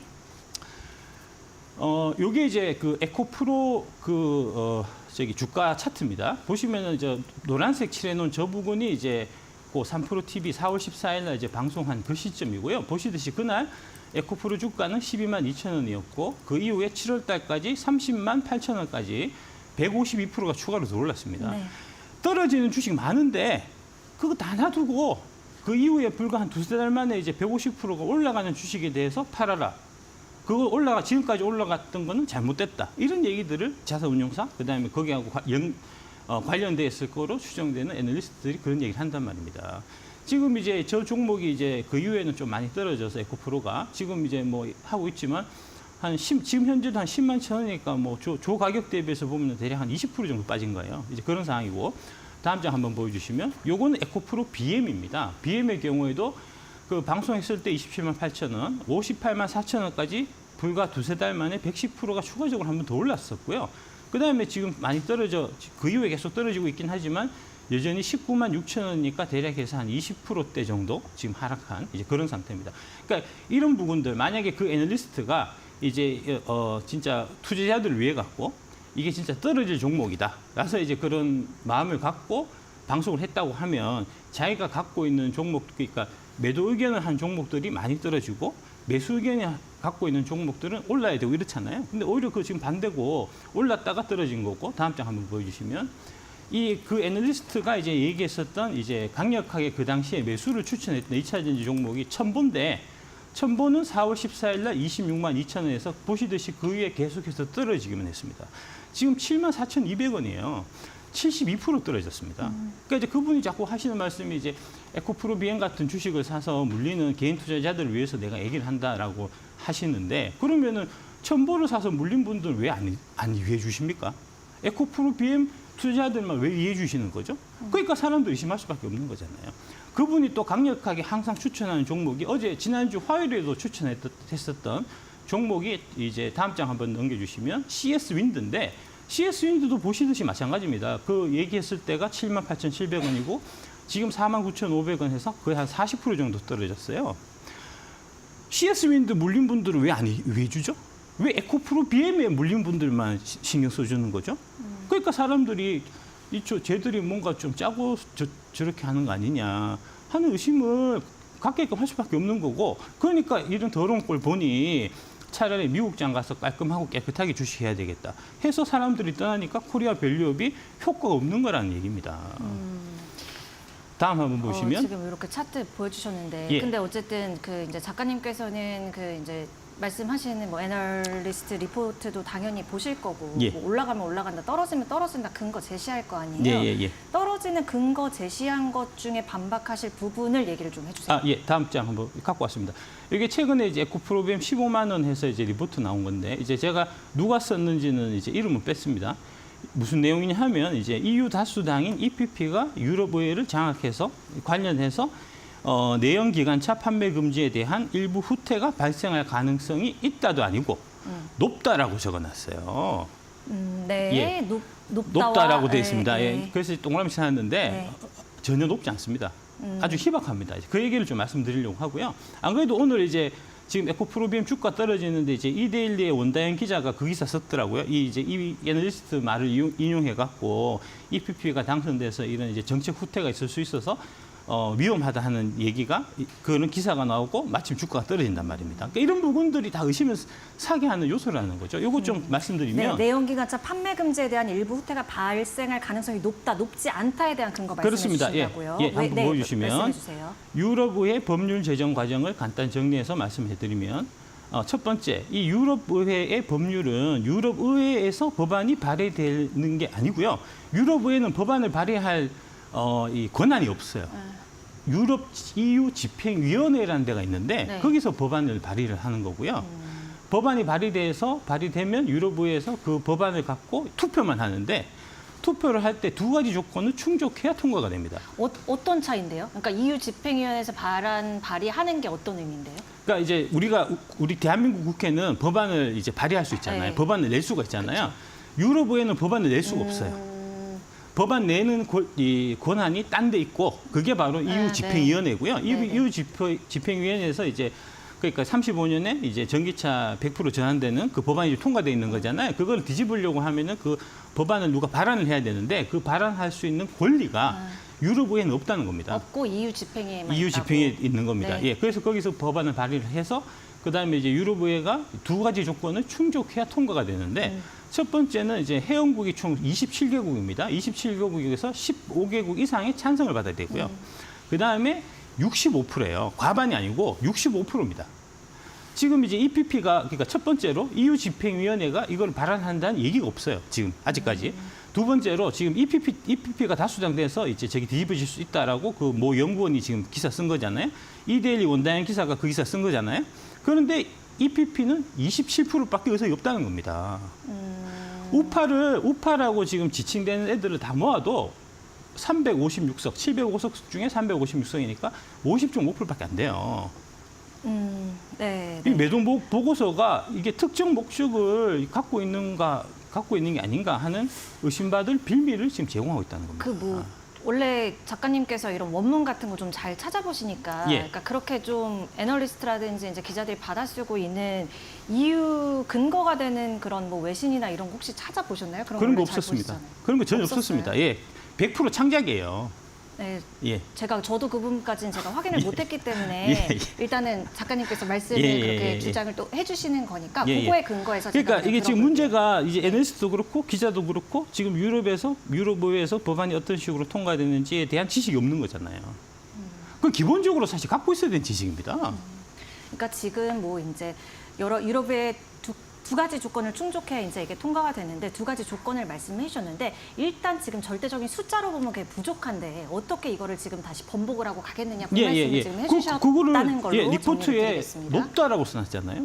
높을 리가 있습니까 지금 이게 의석수가 턱없이 부족한데 어떻게 높다는 얘기를 하죠? 그러니까 여기서 가능성을 좀 볼 수 있다 혹은 예. 뭐 추후에 검토해 볼 수 있는 가능성 그런 정도가 그렇죠. 있다인데 그죠. 그런 얘기 높다라고 아니잖아요. 말하는 건 조금 비약이다. 제목 커질 수 있다.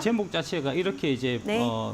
전기차에 관련된 정책이 변화하고 있는 거를 인정해라라고 제목이 그렇게 달렸단 말입니다. 그 제목 자체가 틀린 거잖아요. 예. 다음 한번 보시면 네. 이게 이제 유럽연합 집행위원회 잠깐 말씀드리면 이게 이제 유럽연합 집행위원회는 회원국 정부의 상호 동의에 의해서 5년 임기로 선출되는 겁니다. 그러니까 이 투표하는 게 아니고요.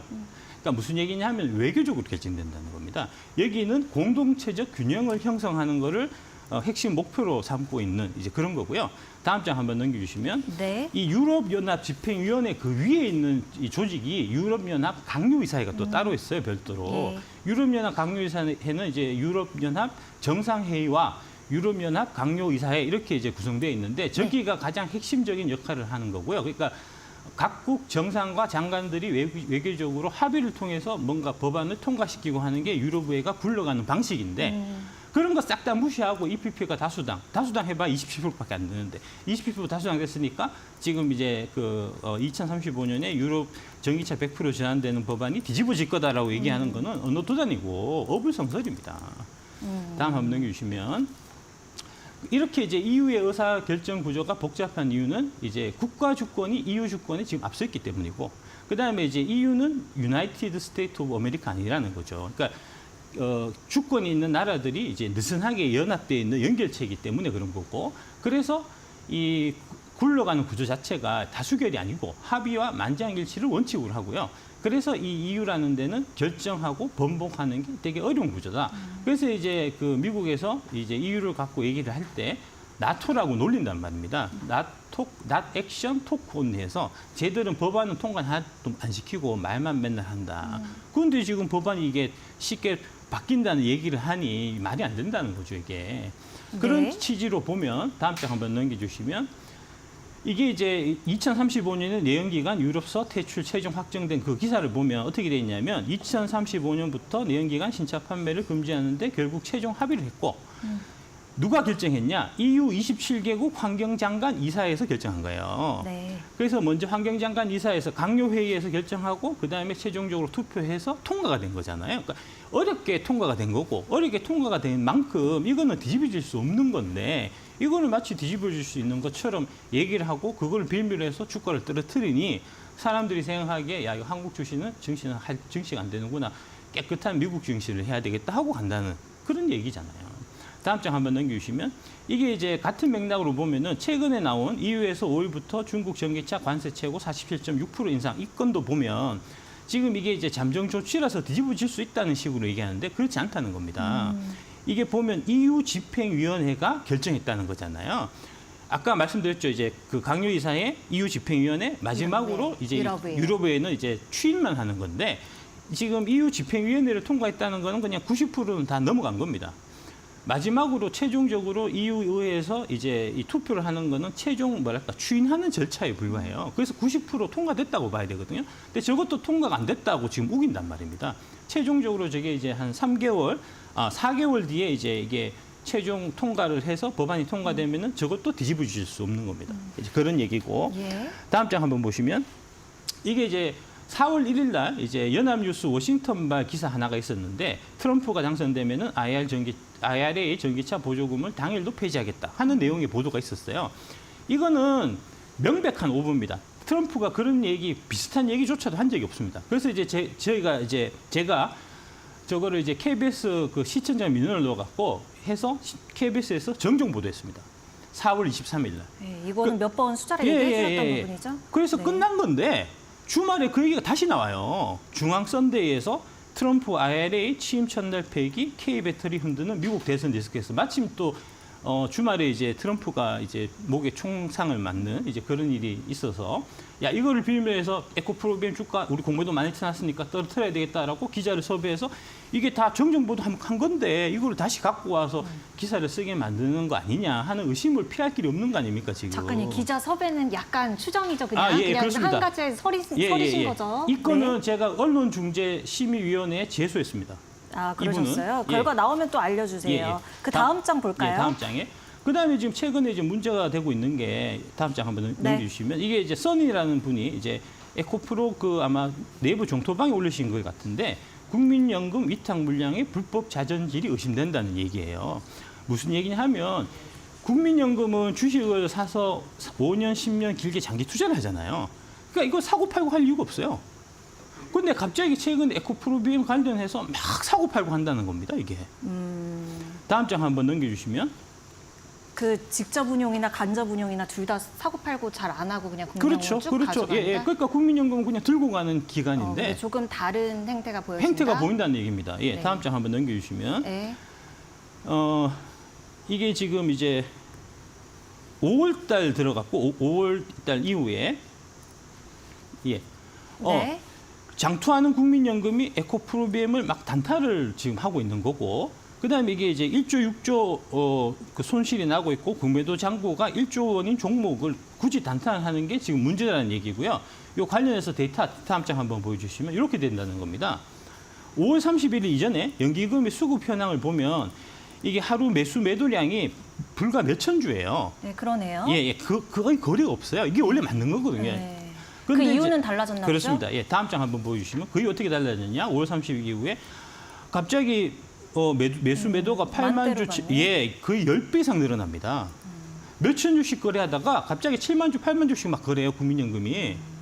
이게 에코프로비엠 주가를 떨어뜨리기 위해서 자전을 돌리는 거 아니냐 하는 의심을 이거 피할 길이 없는 겁니다, 이거. 그러니까 작가님이 약간 문제 제기할 정도의 그냥 이례적인 매매량이라는 것까지는 제가 동의를 하겠는데, 예. 근데 어쨌든 뭐 여기서 이렇게 외인이랑 결탁해서 굳이 이렇게까지 받쳐줄 이유가 있을까? 만약에 이렇게 행위했다가 잘못되면 퇴출되거나 그럴 수도 있잖아요. 그 증권사나 그렇죠. 운용사나 이런 경우 이런- 그런 이유가 있는지 그 예, 부분에 대해서. 그 부분에 이제 이런 문제점이 발생을 해도 사람들이 이제 그 고소 고발을 안 하기 때문에 실제로 이제 검찰이나 이런 데서 수사를 안 하고 이게 소관 자체는 원래 금감원 소관이잖아요.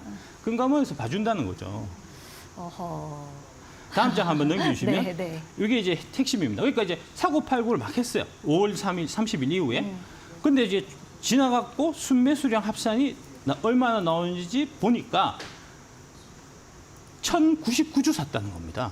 1,100주 살려고 하루에 10만 주씩 계속 사고팔고 이랬다는 겁니다. 플러스 마이너스 해보면 예, 그렇다는 거죠? 예. 이거는 너무 이상한 매매예요.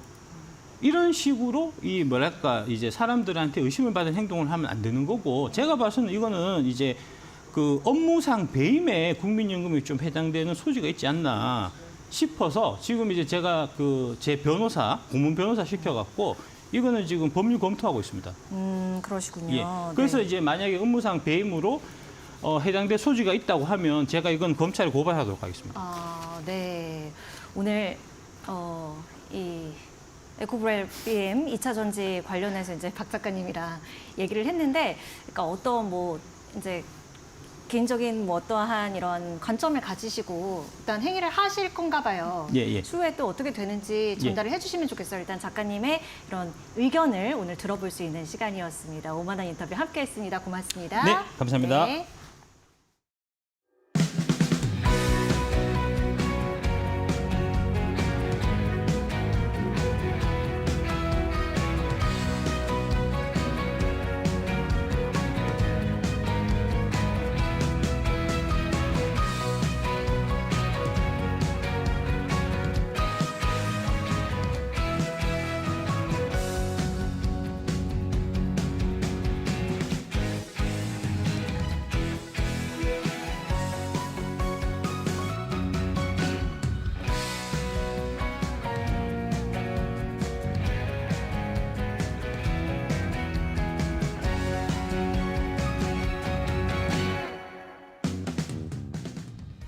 예, 7월 25일 월요일 앵커 리포트 시작하겠습니다. 오늘 앵커 리포트의 주제는 해운주입니다. 왜 해운주 얘기를 갑자기 하냐면 상하이 컨테이너 운임지수 SCFI라고 보통 얘기를 하죠. 이게 분위기가 좀 바뀌었기 때문입니다. 준비된 그림부터 한번 보겠습니다. 상하이 컨테이너 운임지수 SCFI가 14주 만에 상승세가 꺾였습니다. 그림을 전체적으로 보면 연초에 1896 정도 지수였다가 그게 계속 떨어져서 3월 말에 1730까지 떨어졌고요. 이때를 기점으로 해서 이제 지난 7월 5일 현재 3733으로 정점을 찍고 지난주에 3674로 이게 계속 전주 대비 이제 지수가 공개가 되는데 지난주에 이제 3674로 전주 대비 좀 떨어졌습니다. 이게 이제 14주, 2달 한 반 만에 이 SCFI 지수가 이제 하락세로 돌아선 건데, 물론 또 모르죠. 좀 더 지켜봐야 될 부분이긴 합니다. 어쨌든 근데, 지난 3월 말부터 2달 반, 근 석 달 가까이 뭐 쉼없이 치고 올라왔던 2배가 훨씬 넘게 올랐으니까요. 지수가 꺾였다라는 건 여러 가지 이제 의미를 내포하고 있다 볼 수가 있겠습니다. 상승에 꺾인 이유에 대해서 지금까지 나오는 내용들을 종합을 해보면 첫 번째는 일단 지난 5월과 6월에 집중됐었던 중국발 밀원액 수출이 좀 둔화되고 있다. 그만큼 이제 물동량 줄어들었다는 얘기가 되는 거죠. 두 번째는 글로벌 선사들이 계속 워낙에 많은 물동량이 늘어나니까 요구가 나오니까 또 그 기업들이 선박을 늘려달라고 요구를 하니까 결국 이제 선박을 추가로 투입을 했습니다. 그러다 보니까 일단은 이제 실어낼 수 있는 그런 양들이 늘어난 것도 이 급등세가 좀 주춤해진 이유다 이렇게 분석을 하고 있고요. 운송업계 얘기를 좀 들어보면 실제로 컨테이너가 차는 속도가 좀 느려졌다 얘기도 하고 있고 운임도 조금 떨어졌다 이런 얘기도 현장에서는 나오고 있습니다. 사실은 그동안 수출 물량을 실어내지 못해서 우리 수출 기업들 되게 발을 동동 굴르고 있다 이런 말씀도 전해드리고 했었는데 굉장히 이제 한숨 돌리게 됐다라고 생각을 좀 드는데요. 근데 실제로 이제 수출 기업들 얘기를 좀 들어보면 꼭 그렇지만도 않은 것 같습니다. 다음 표 한번 볼까요? 한국무역협회가 국내 수출 기업들 573개 기업을 대상으로 설문조사를 한 결과인데요. 46% 그러니까 절반 정도는 올해 4분기까지 운임 계속 오를 거다. 그러니까 연말까지 계속 해운 운임 오를 거라고 얘기를 하는 거고 한 3분의 1 정도 28%는 내년 상반기까지도 계속 오르면서 지속될 것이다 이렇게 얘기를 하고 있었습니다. 또 실제로 10개 기업 중 8개 이상이 현재 수출입 물류에 애로를 겪고 있다. 그러니까 아직도 본인들 입장에서 봤을 때는 기업들 입장에서 봤을 때는 좀 스트레스를 많이 받고 있는 거다라는 얘기를 지금 기업들이 좀 하고 있는 그런 상황입니다. 이렇게 기업들이 해상 운임, 상하의 컨테이너 운임 지수가 떨어졌다고 그래서 뭐 이런 부분들에 대해서 이렇게 긍정적으로 바라보지 않는 이유 중에 또 하나는 해운 운임이라는 게 일단 한번 오르면 그렇게 또 금방 또 떨어지지 않는다라는 거, 이런 부분들도 좀 어떤 작용하고 있는 게 아니냐, 이런 해석을 좀 해볼 수가 있겠는데요. 자, 그럼 이런 해운 운임 관련된 이 지수의 어떤 상승세가 꺾인 이 부분이 과연 이제 해운주들한테는 어떤 영향을 미치는지, 해운주의 가장 대장주라고 할 수 있는 HMM 주가를 좀 보면서 좀 살펴보도록 하겠습니다. HMM 주가인데 오늘도 사실 여기서 좀 약세를 좀 보이고 있긴 합니다. 전체적으로 보면 이 14,000원대까지 떨어졌을 때 이때가 사실은 이제 해운 운임 지수가 이제 올라가기 시작한 그때쯤이고요. 그때부터 기점으로 해서 이제 주가가 2만 원대까지 약 한 30% 넘게 오르긴 했습니다. 2달 정도 동안에 올랐고요. 그러다가 이달 초부터 다시 이제 꺾여서 좀 내려오고 있는 그런 상황인데요. 어떻게 보면 상하이 운임 지수가 꺾이기 전부터 HMM 주가가 좀 떨어졌다, 이렇게 볼 수가 있는 건데, 여기에는 뭐 이런 여러 가지가 있겠습니다만 이 HMM이 갖고 있는 이 오버행에 대한 이슈, 이런 부분들도 계속 결국 영향을 미치지 않나 생각이 좀 듭니다. HMM의 그러면 주가가 앞으로 좀 어떻게 될 것이냐 얘기를 좀 들어봤더니 일단 증권사들이 좀 명백하게 좀 엇갈리는 그런 전망을 내놓고 있습니다. 그래서 서로 좀 엇갈리는 전망을 내놓고 있는 두 개 증권사의 내용들, 리포트 내용들을 좀 정리를 해봤습니다. 첫 번째는 하나증권인데요. 일단 목표 주가를 18,000원에서 16,000원으로 2,000원이나 깎았습니다. 지난주 말 종가가 17,500원이었으니까 이거보다 더 낮은 목표 주가를 제시했다라는 거는 이제 말만 아니지 사실상 이제 매도하라는 리포트를 내는 거랑 마찬가지인데, 그 이유는 상하이 컨테이너 운임 지수를 끌어올렸던 주요 이유였던 이스라엘과 팔레스타인의 이 전쟁 문제, 이게 이제 홍해 사태의 원인이거든요. 이 문제가 휴전협상이 급물살이 되면 후티 반군이 홍해 선박들을 이렇게 봉쇄하고 이랬던 이유가 결국은 이스라엘이 팔레스타인에서 완전히 철수하는 거, 이거를 조건으로 내오기 때문에 결국 이제 그렇게까지 갈 수 있을 것이니 휴전이 될 거고, 그러면 이제 가장 큰 문제가 해소될 것이다, 이 문제가 될 거고, 또 하나는 물동량 증가세가 둔화되고 있다는 겁니다. 선봉량, 그러니까 이제 컨테이너의 한 배에 최대한 채울 수 있는 적재량을 얘기하는 이 선봉량이 증가율이 7%로 둔화되고 있다라는 점, 이런 점들이 결국 이제 물동량 증가세가 점점점 둔화되고 있다. 이건 앞에서 업계 얘기 말씀드릴 때 이 비슷한 내용들이 좀 나왔었죠. 그러다 보니까 전체적으로 이제 이 운임주에, 특히 해상 운송주 관련돼서는 이제는 어느 정도 피크아웃을 했다라는 식으로 이 하나증권은 분석을 좀 하고 있는 거고요. 반대로 긍정적인 내용을 내놓고 있는 리포트도 보겠습니다. 다음 표 볼까요? 삼성증권인데요. 삼성증권이 처음으로 HMM을 신규라는 얘기는 처음으로 이제 커버를 시작했다, 리포트를 내기 시작했다, 이런 얘기인데 25,000원의 목표 주가를 제시를 했습니다. 지금 주가 17,000원대를 생각을 하면 대략 한 30% 이상, 40% 가까이 목표 주가를 끌어올린 건데요. 삼성증권이 이렇게 목표 주가를 높게 잡은 이유는 이렇습니다.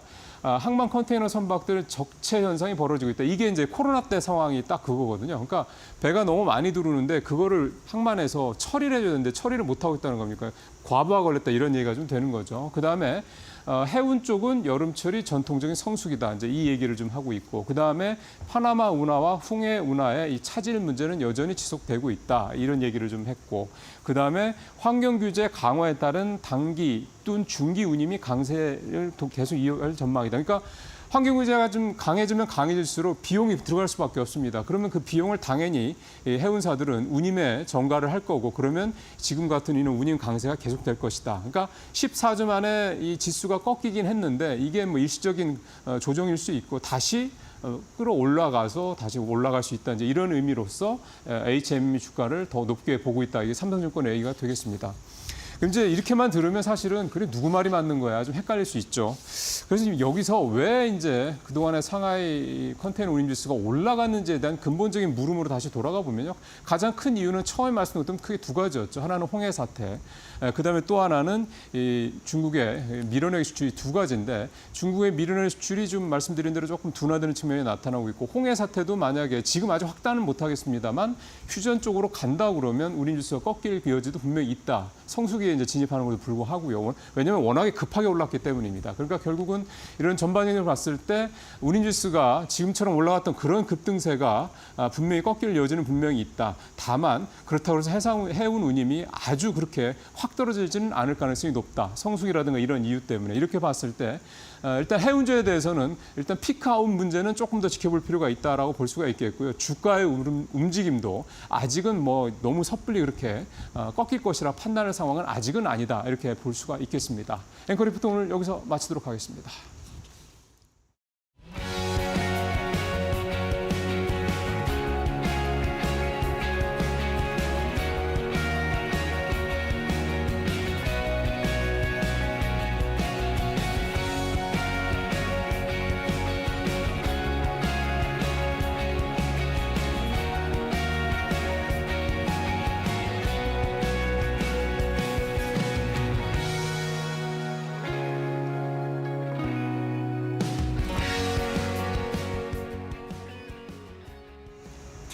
네, 양시장 지수 네. 보합 흐름 지속되고 있습니다.